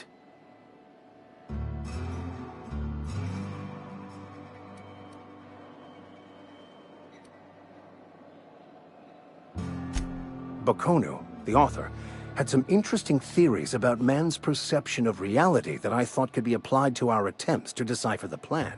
Unfortunately, he was also one of the founders of the Philosophist school of thought, so the book is banned in this colony. Philosophism's a false religion that stands in contradiction to almost everything we know to be true. They believe all is chaos, in stark contrast to OSI's belief in the plan. But most of the philosophist perversion of Baconu's thoughts came more than a century after his death.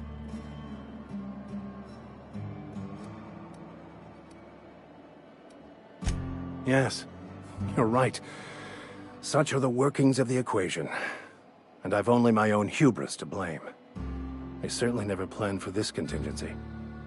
But that's neither here nor there. What I need to do now is to find a translator, obviously. But to do that, I'll first need to secure transport. You have a ship. Perhaps I could make myself of use to your crew. Free spiritual counseling, someone to watch your back, not to mention a grown-up in the party. I'm 28. Exactly. I'm pretty handy with a tossball stick, or any blunt instrument, really. I'm also a passable gun hand if it comes to that. I can usually talk my way out of conflict, though. Oh, I'm fairly competent at hacking computers as well.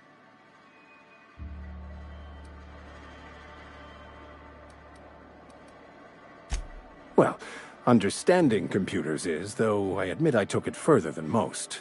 And I was quite the 32nd back during my seminary days. Left many an opponent bleeding on the field.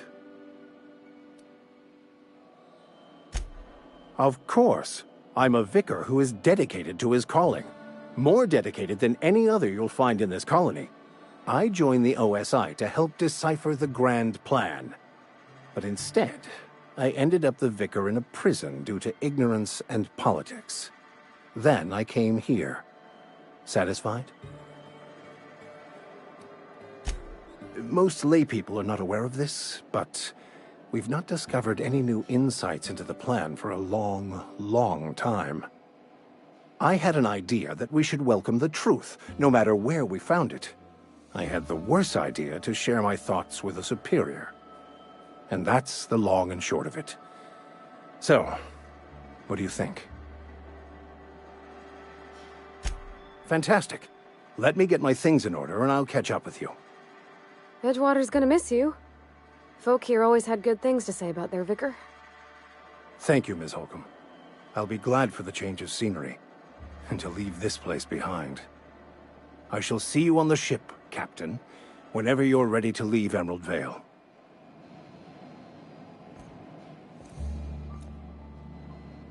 Something you need?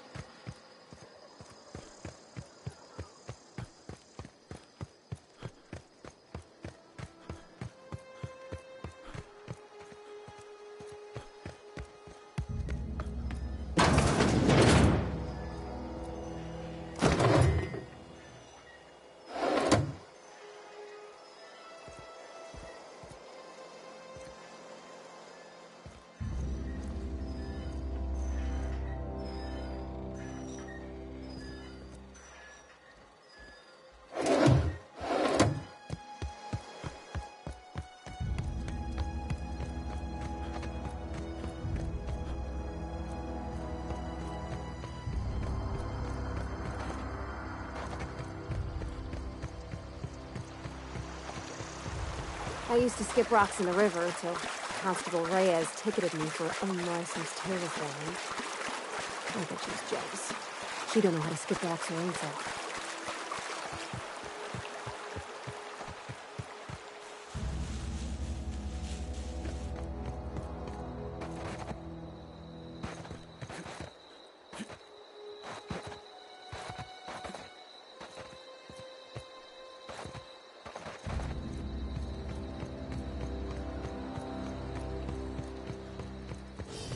Incoming!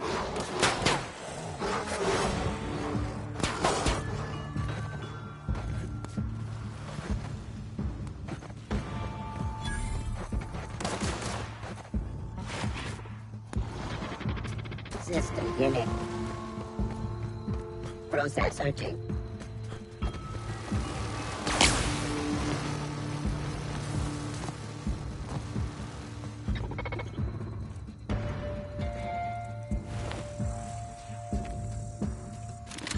Unexpected.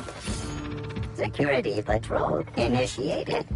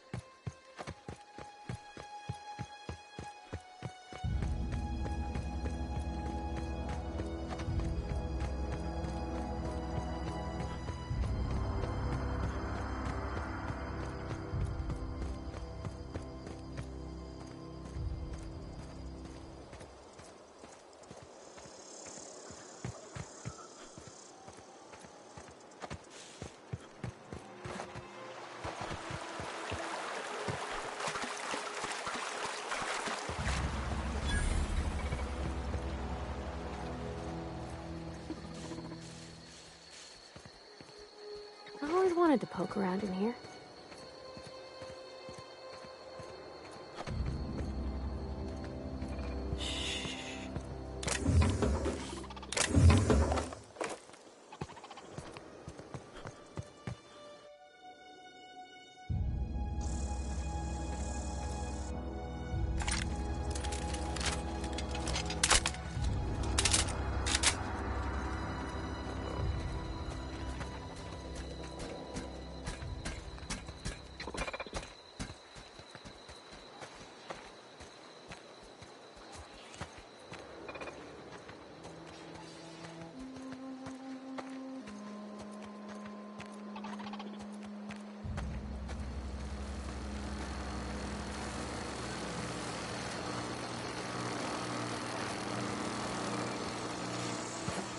Oh. Performing.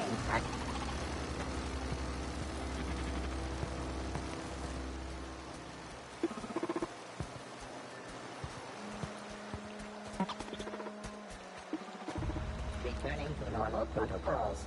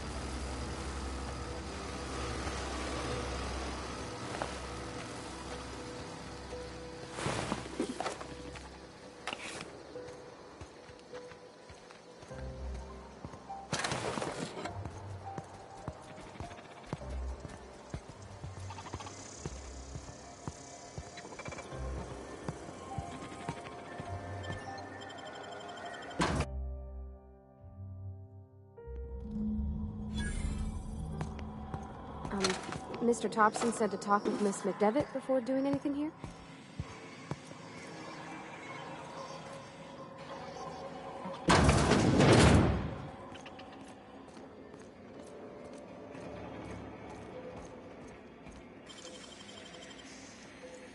Great work!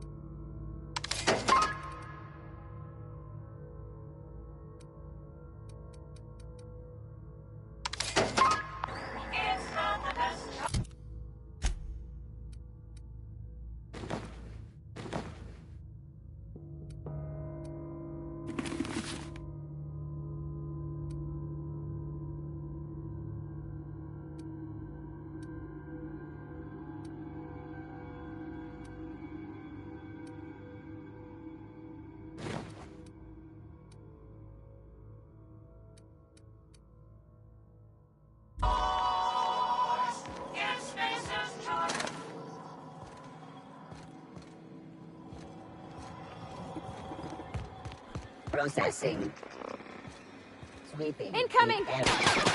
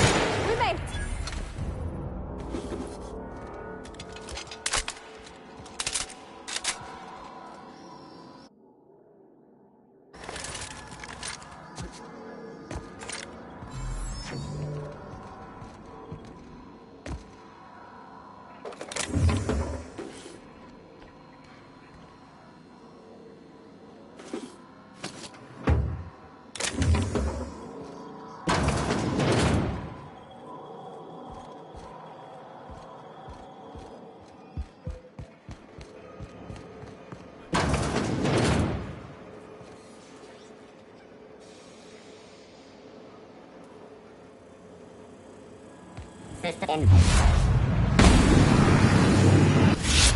Ready.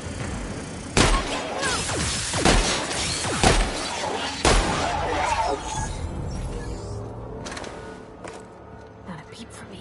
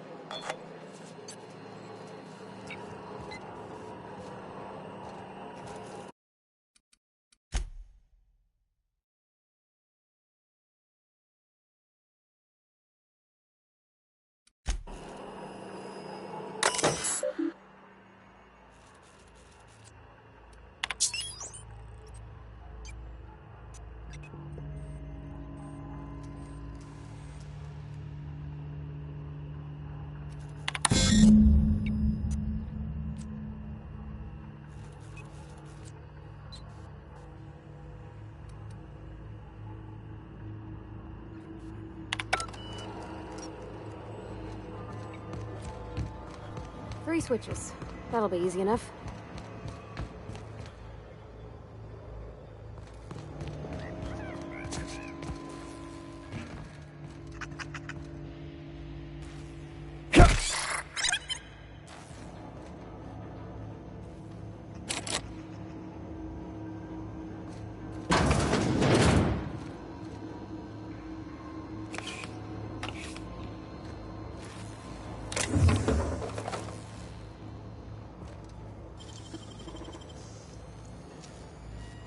Nicely done.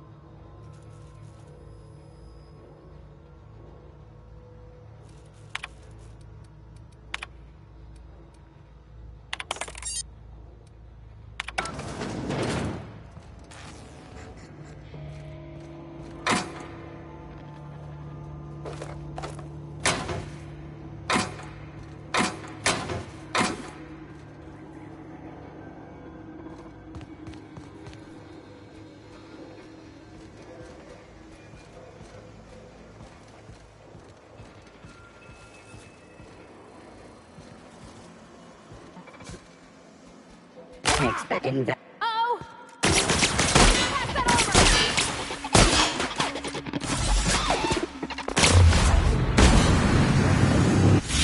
Everyone all right?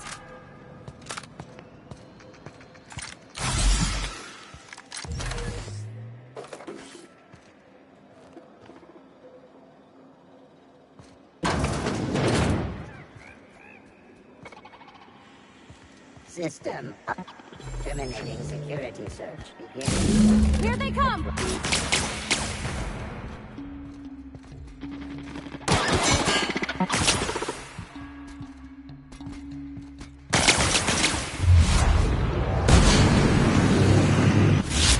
You pass that over!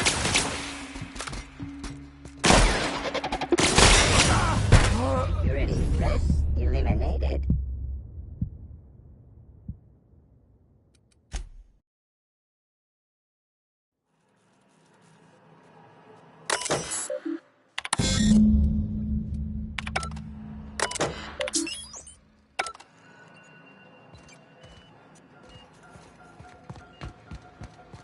Three switches.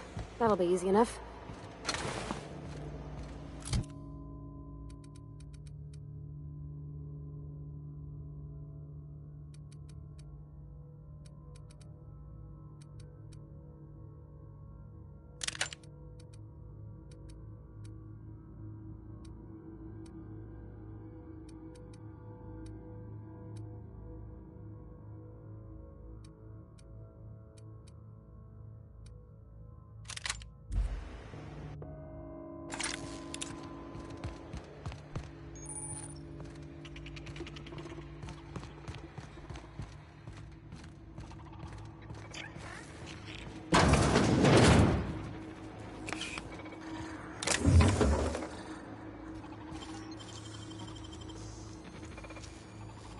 Nicely done.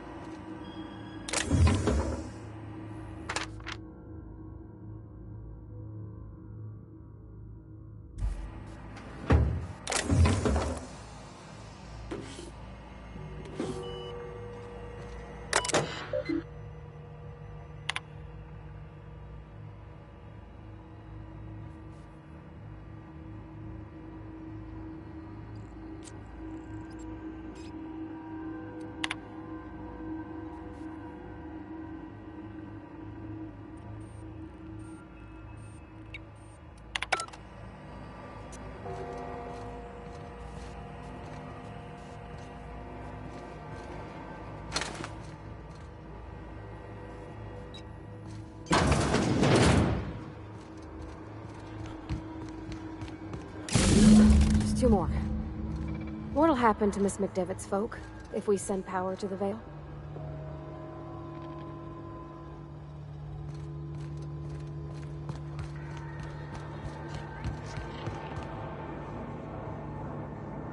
Get away!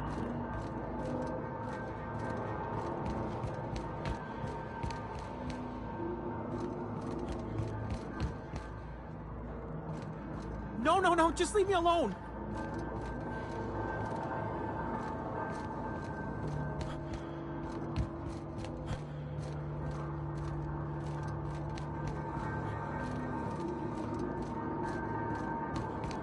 Go away, Phantom!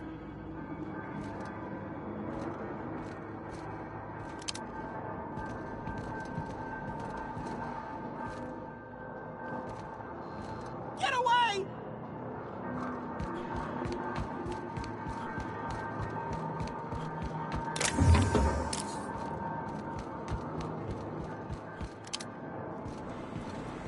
You're not real. You're not real.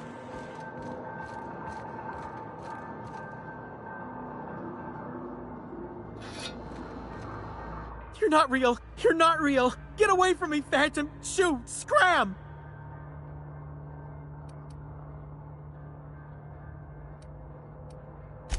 You can talk? The Phantom's never talked before. I knew I shouldn't have eaten that sprat raw.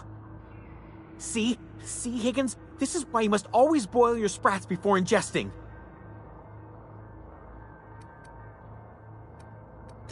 Of course. Sprats are an excellent source for my daily recommended intake of mercury. Chester D. Higgins. The D stands for definitely not insane. I use it as a reminder.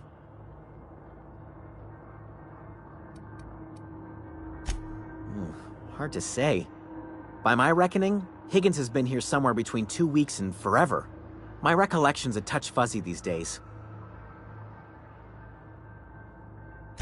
Oh, Higgins has been many things over the years. Sprat Wrangler, Saltuna Critic, Aetherwave Personality, Chairman of the Board, Galactic Defender, Sisty Pig Tycoon. I've come a long way for someone who started off as a simple engineer right here in this plant.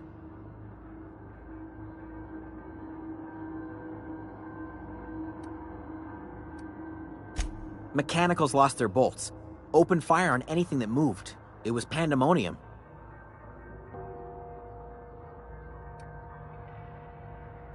You mean, why did the Mechanicals go on a murderous rampage? Same reason any of us do, I suppose. The voices told them to do it. I was on cleaning duty at the time. My old boss had me scrubbing pipes when the killing started. So, as usual, I missed out.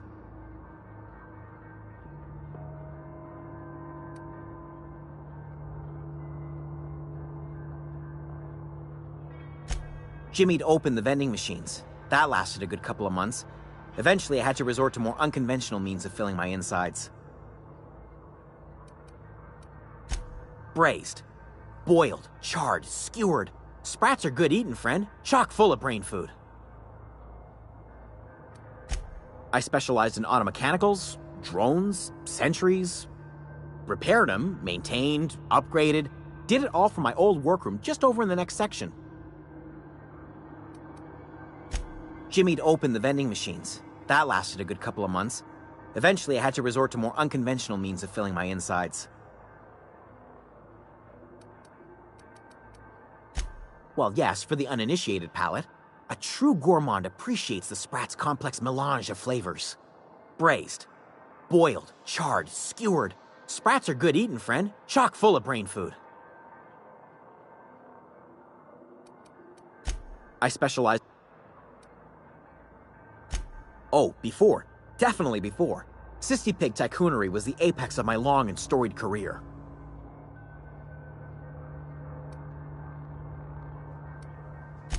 Look, I don't want to fall into any trouble with the Mechanicals. If they wise up to our plans, they will come for us. With prodding irons.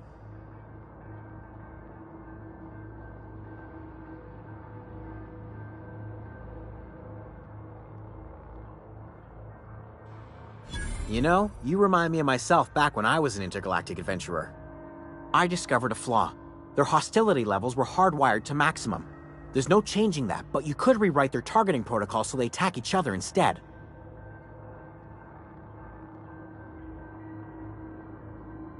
Yes, that's exactly it. I see you're also versed in the noble art of mechanical engineering. There's a behavior control terminal in the other room. It should have options to change how the mechanicals act, including whom they shoot at. Oh, that reminds me. You'll need my passcode to access the behavior control terminal. Here, let me just write it down for you. The tail. Definitely start with the tail. If you're feeling adventurous, the ears are a particular delicacy. Jimmy'd open the vending machine.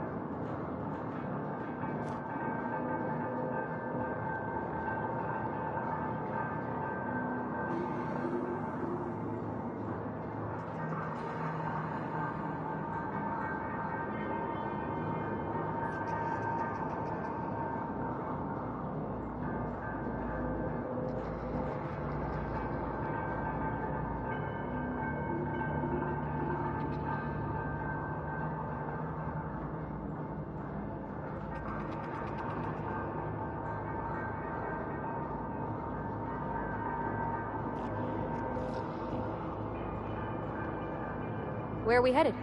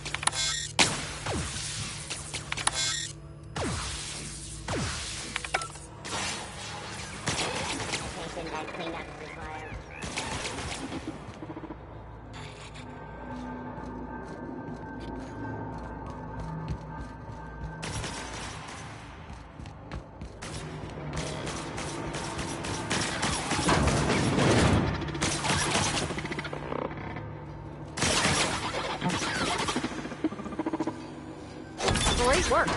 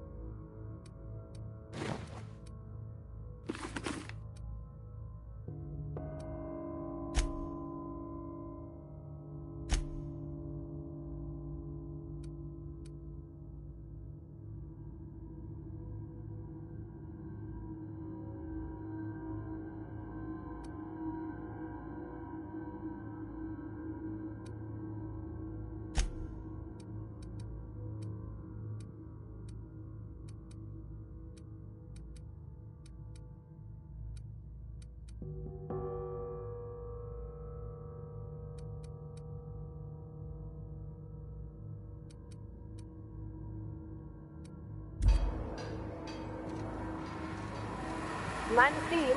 You're liable to get scalded.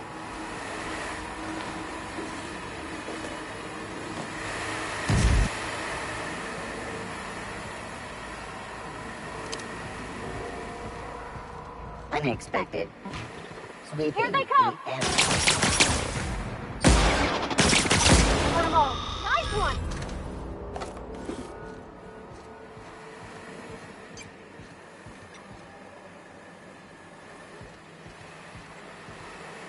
Let's go.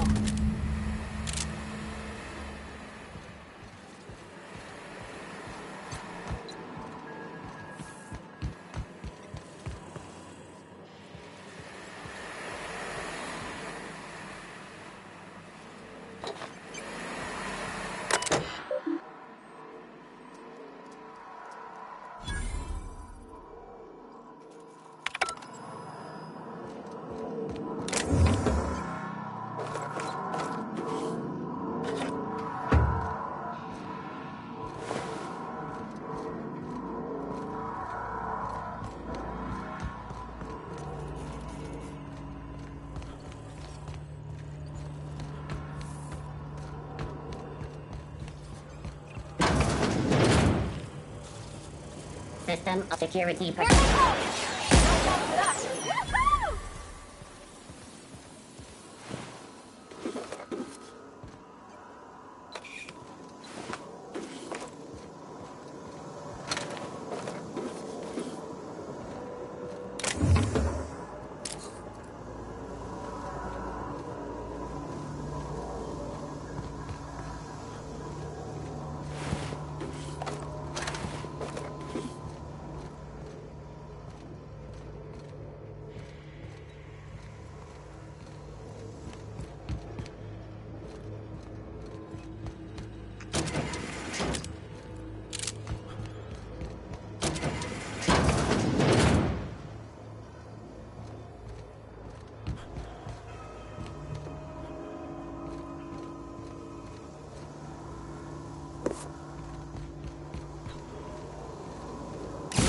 The last.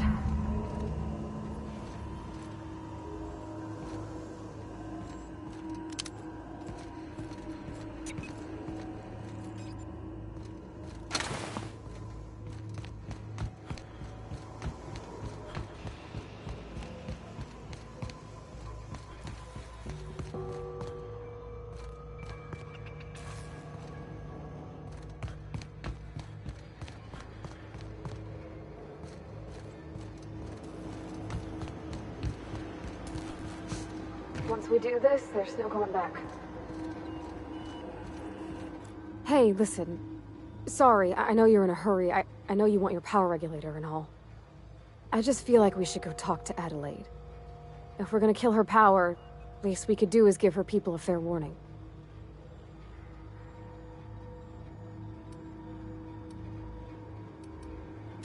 Oh. Well, thanks. I mean, you're welcome. But, I mean, I appreciate you hearing me out.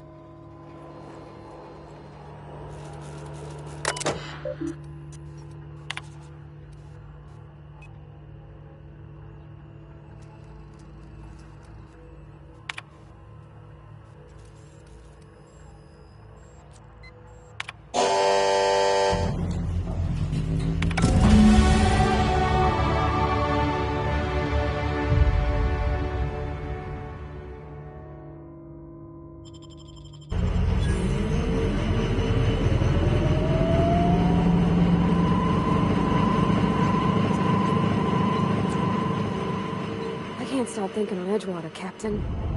I'm glad the deserters are gonna be alright now they got power, but what about the town? All those people.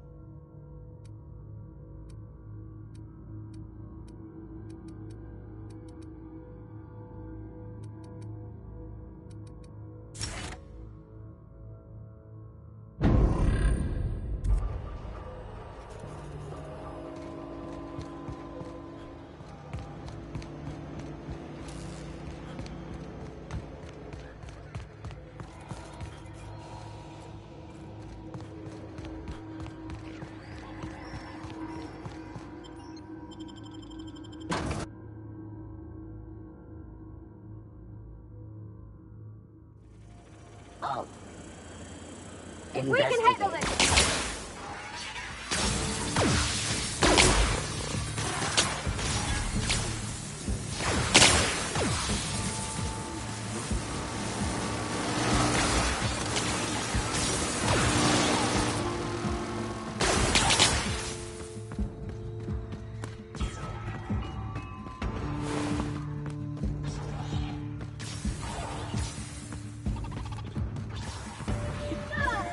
Security.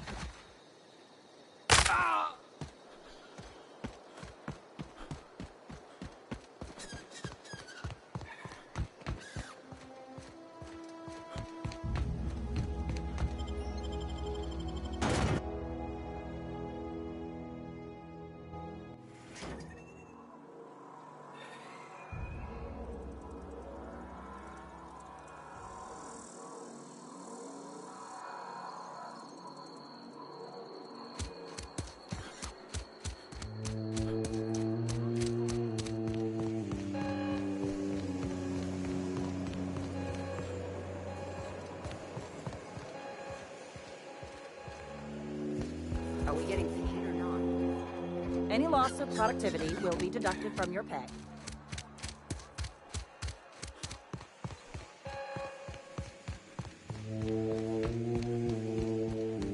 You want to know what gets my bile churning? Edgewater has suffered a cavalcade of disasters, plague, marauders, desertion. Then you wandered in town. And I was so damn sure our luck was starting to turn. I never knew how right I was. Just answer one question for me. Why'd you do it?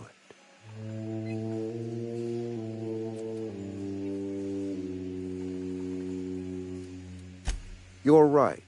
I put the fate of our town in the hands of some feckless transient. This is my fault, and all Edgewater's paying for my mistake. Whatever you were hoping to find down here, I advise you to turn around and leave. I have got guards posted with orders to fire on you.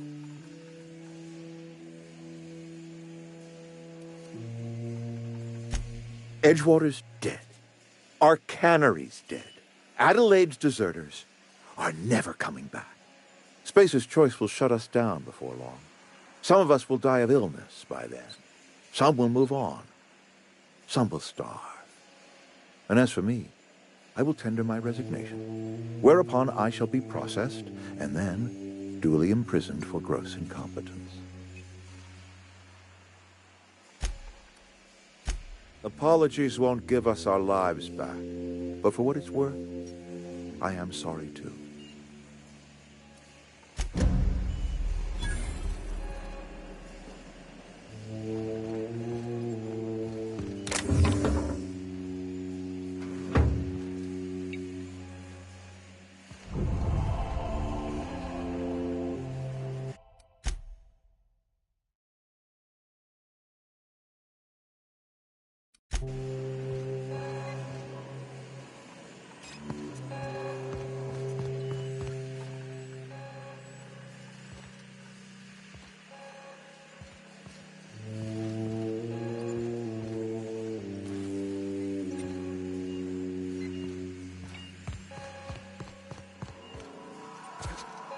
What was that? Ah!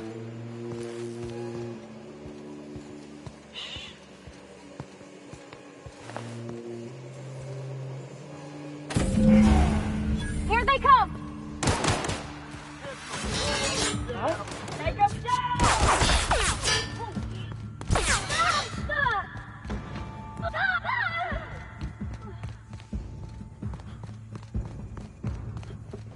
just roll over and die?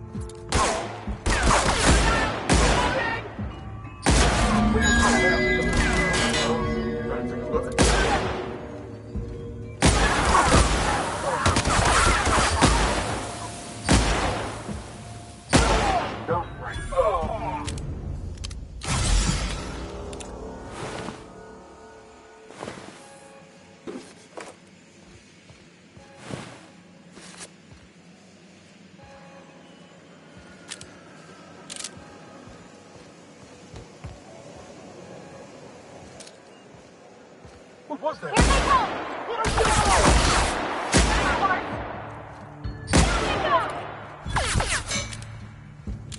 Something's not right.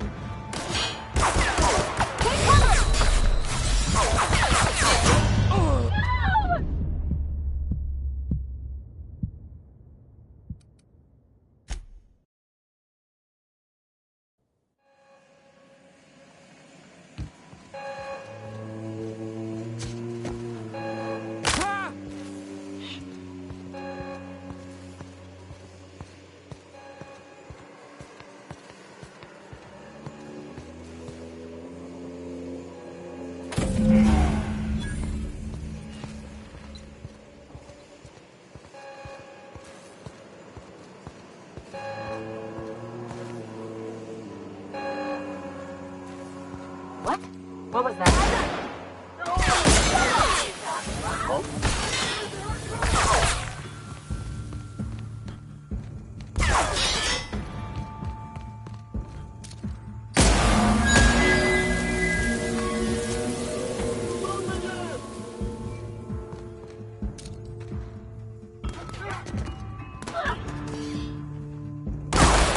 Something's not right.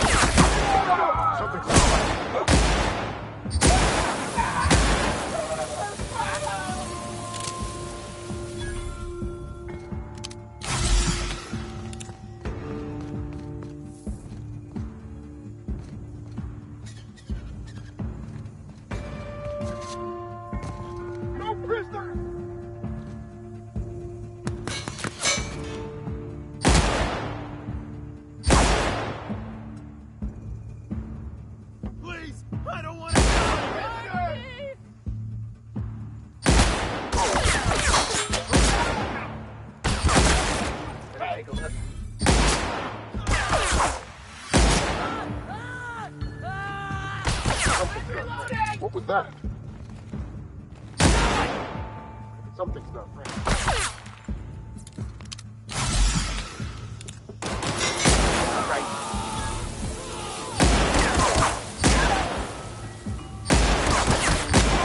We need backup!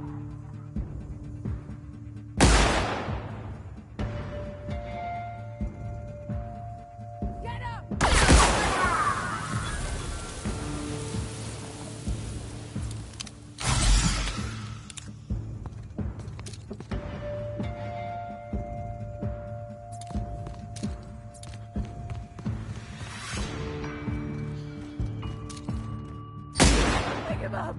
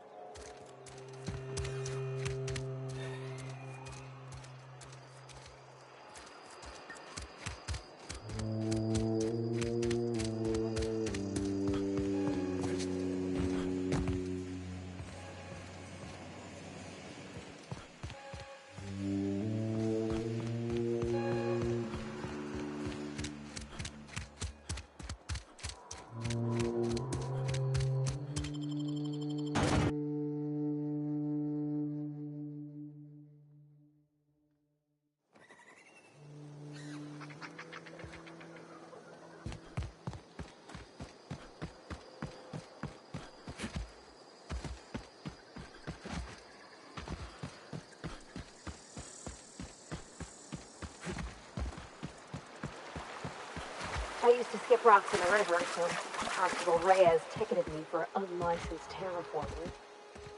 I think she was jealous. She don't know how to skip rocks her own self.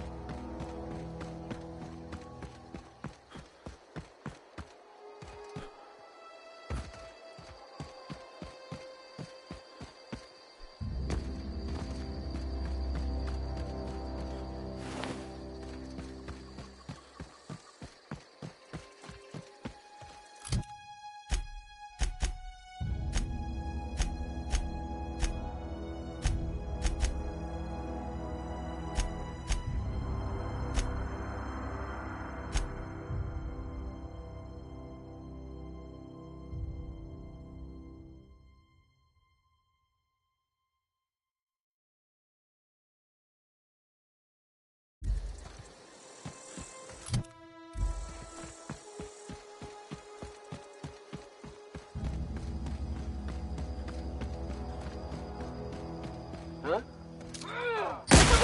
Woo! Nice work! You got him! Incoming!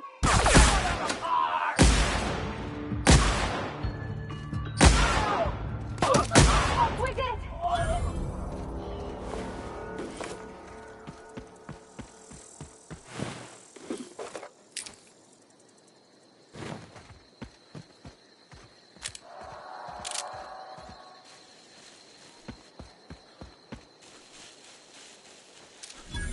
Here we go!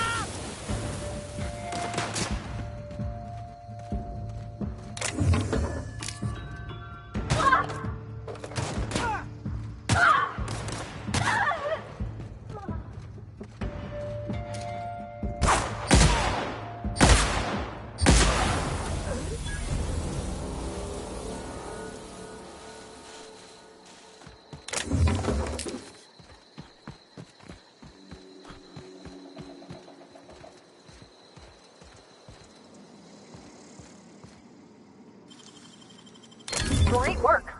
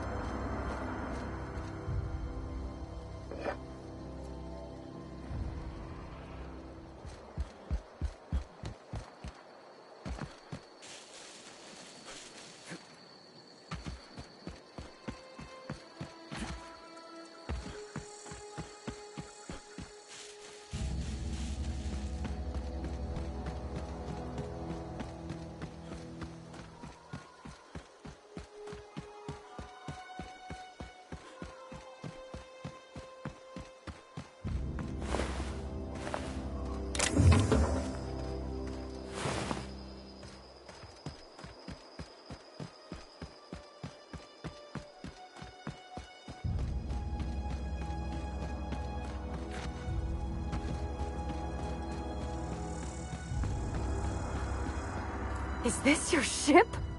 Oh my stars, she is just so handsome! Does she have a name yet? What's her drive model? Oh, gosh. Listen to me babbling. When I was in Edgewater, I dreamed of flying on a real ship, working on a real engine, belonging to a proper crew. Edgewater won't last another season without power, but that don't change the fact that I'm indentured to Spacer's Choice. Company expects me back at my post.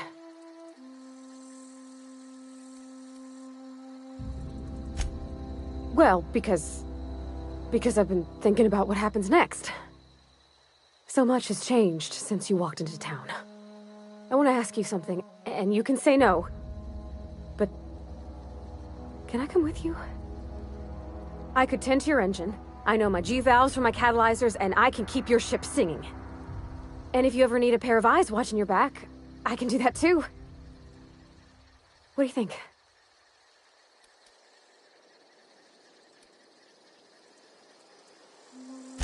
Yeah, I've been thinking about that. I never got along with Mr. Thompson, but I don't think he deserved to die. He tried to do his best.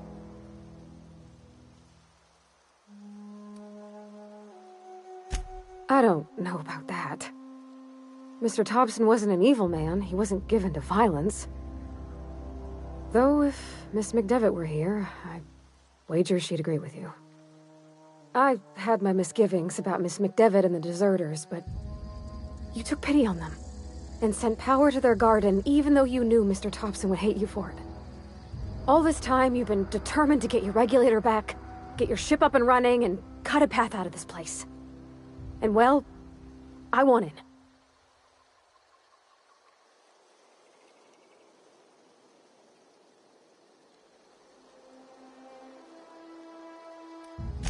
Not much of an Edgewater left to go back to. My whole life's been small. I realized that when you walked into town. I've been seeing the same faces every day, the same sky, the same stars. Then I saw this ship. This gorgeous, stately lady with her eyes turned skyward, and I made up my mind to come along with you.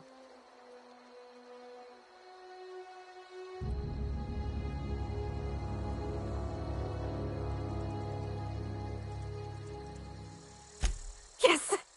I mean, thanks. You won't regret this, mister. Captain. I can call you Captain now. Ha! I got a captain.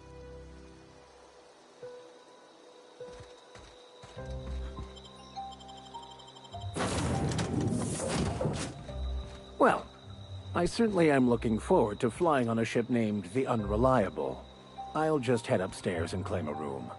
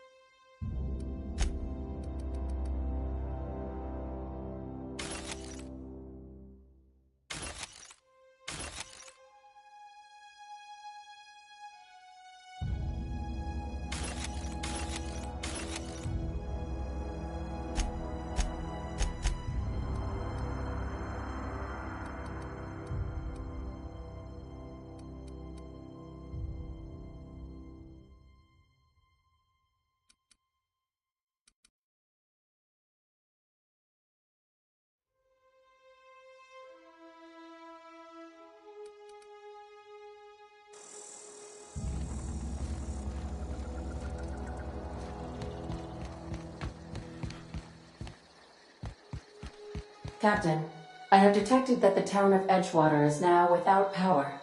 I appreciate you doing your part to hasten their demise. What can I do for you, Captain? Do you know how to install a power regulator? Outstanding, Captain. Your aptitude for engineering will prove invaluable in the event of another catastrophic engine failure.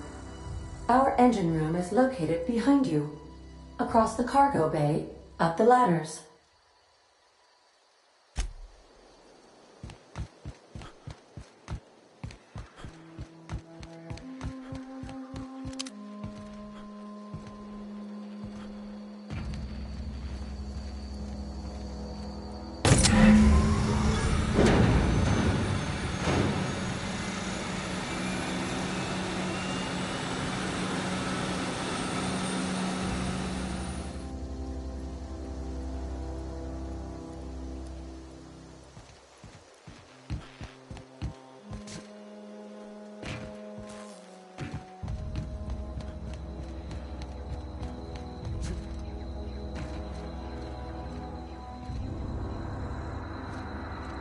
What can I do for you, Captain? All systems are operating within acceptable parameters. I am prepared to bring the unreliable into low-altitude orbit. This should prove an adequate test of our flight capabilities.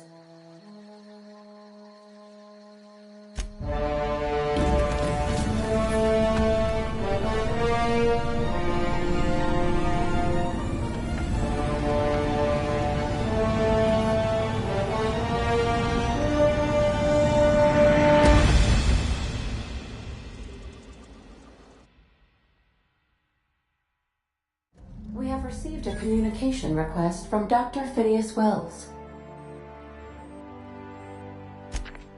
Aha, there you are. Hale and hearty, and captain of your own ship. I see you're putting the unreliable to good use. Shame about her former captain. Horrible way to die. How are you feeling, by the way? I lost track of you in that cave back there. Experiencing any, unnatural drippage? Perfectly normal side effect of thawing, I assure you.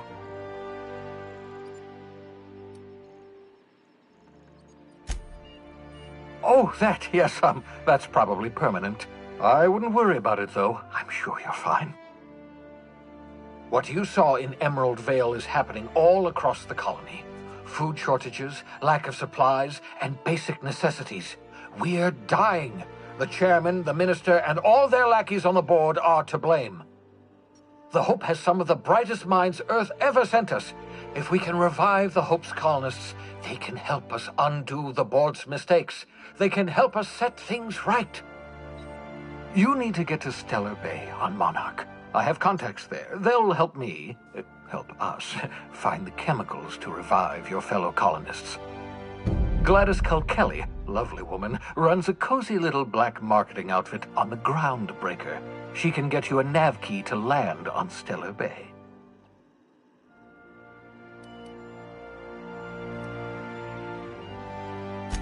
Strictly speaking, Monarch is a moon, terraformed badly, and almost completely lawless. You'll love it. Captains don't fly their own ships, you see. Your navigation terminal handles the, navigation. Think of a nav key as a set of flight instructions. The board's been confiscating nav keys for Stellar Bay, so we must rely on unconventional means of acquisition. Hence, Miss Gladys Kelly.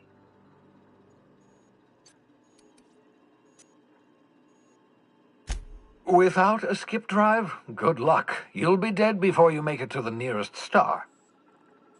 Look, I admire your optimism, but the sad truth is you're stuck here. You, me, and the rest of this colony. We're all skating precariously around the edge of oblivion together.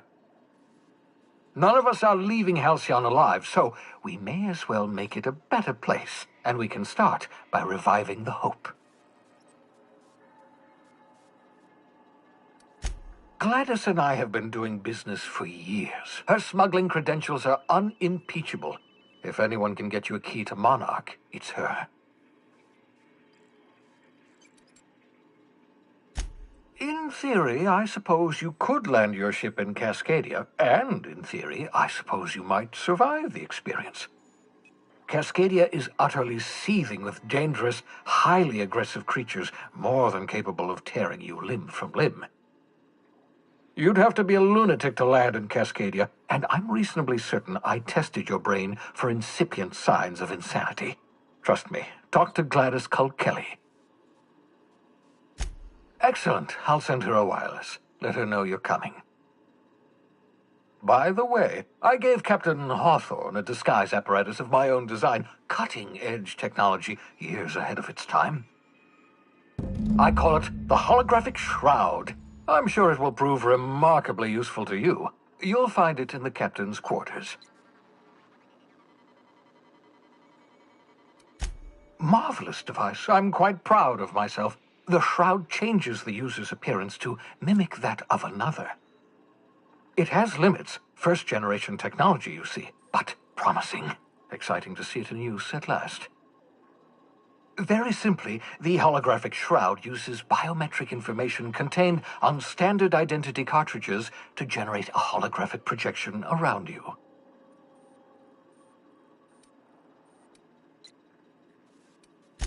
Only stands up to a casual scrutiny. Use it too long, bound to flicker, blur, something like that. Movement makes it more likely. Best used in moderation. When you see guards in your path you can't sneak past, for example. Maintain your distance. Act normal. No running, no jumping. Don't draw their attention. If they pay attention, they're more likely to notice flaws in the hologram.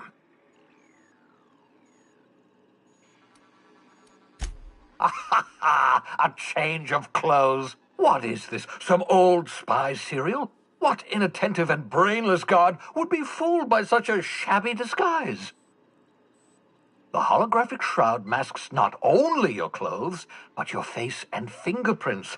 It modulates your voice and sweetens your breath. Science, that's how.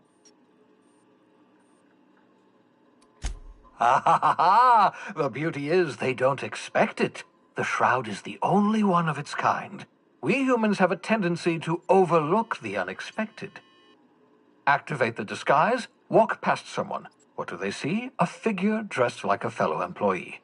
Don't act odd. They won't focus on you. Excellent. I'll contact you once you've found a way to get to Stellar Bay. If you have any questions, come see me in my lab. And remember, don't trust the board. They'll try to win you over with promises of wealth and power, but it's a lie. The board's only interested in filling their own pockets. If we don't put a stop to them, they're going to run this colony to the ground. Transmission ended. If you are ready to depart, please select a destination on your navigation terminal.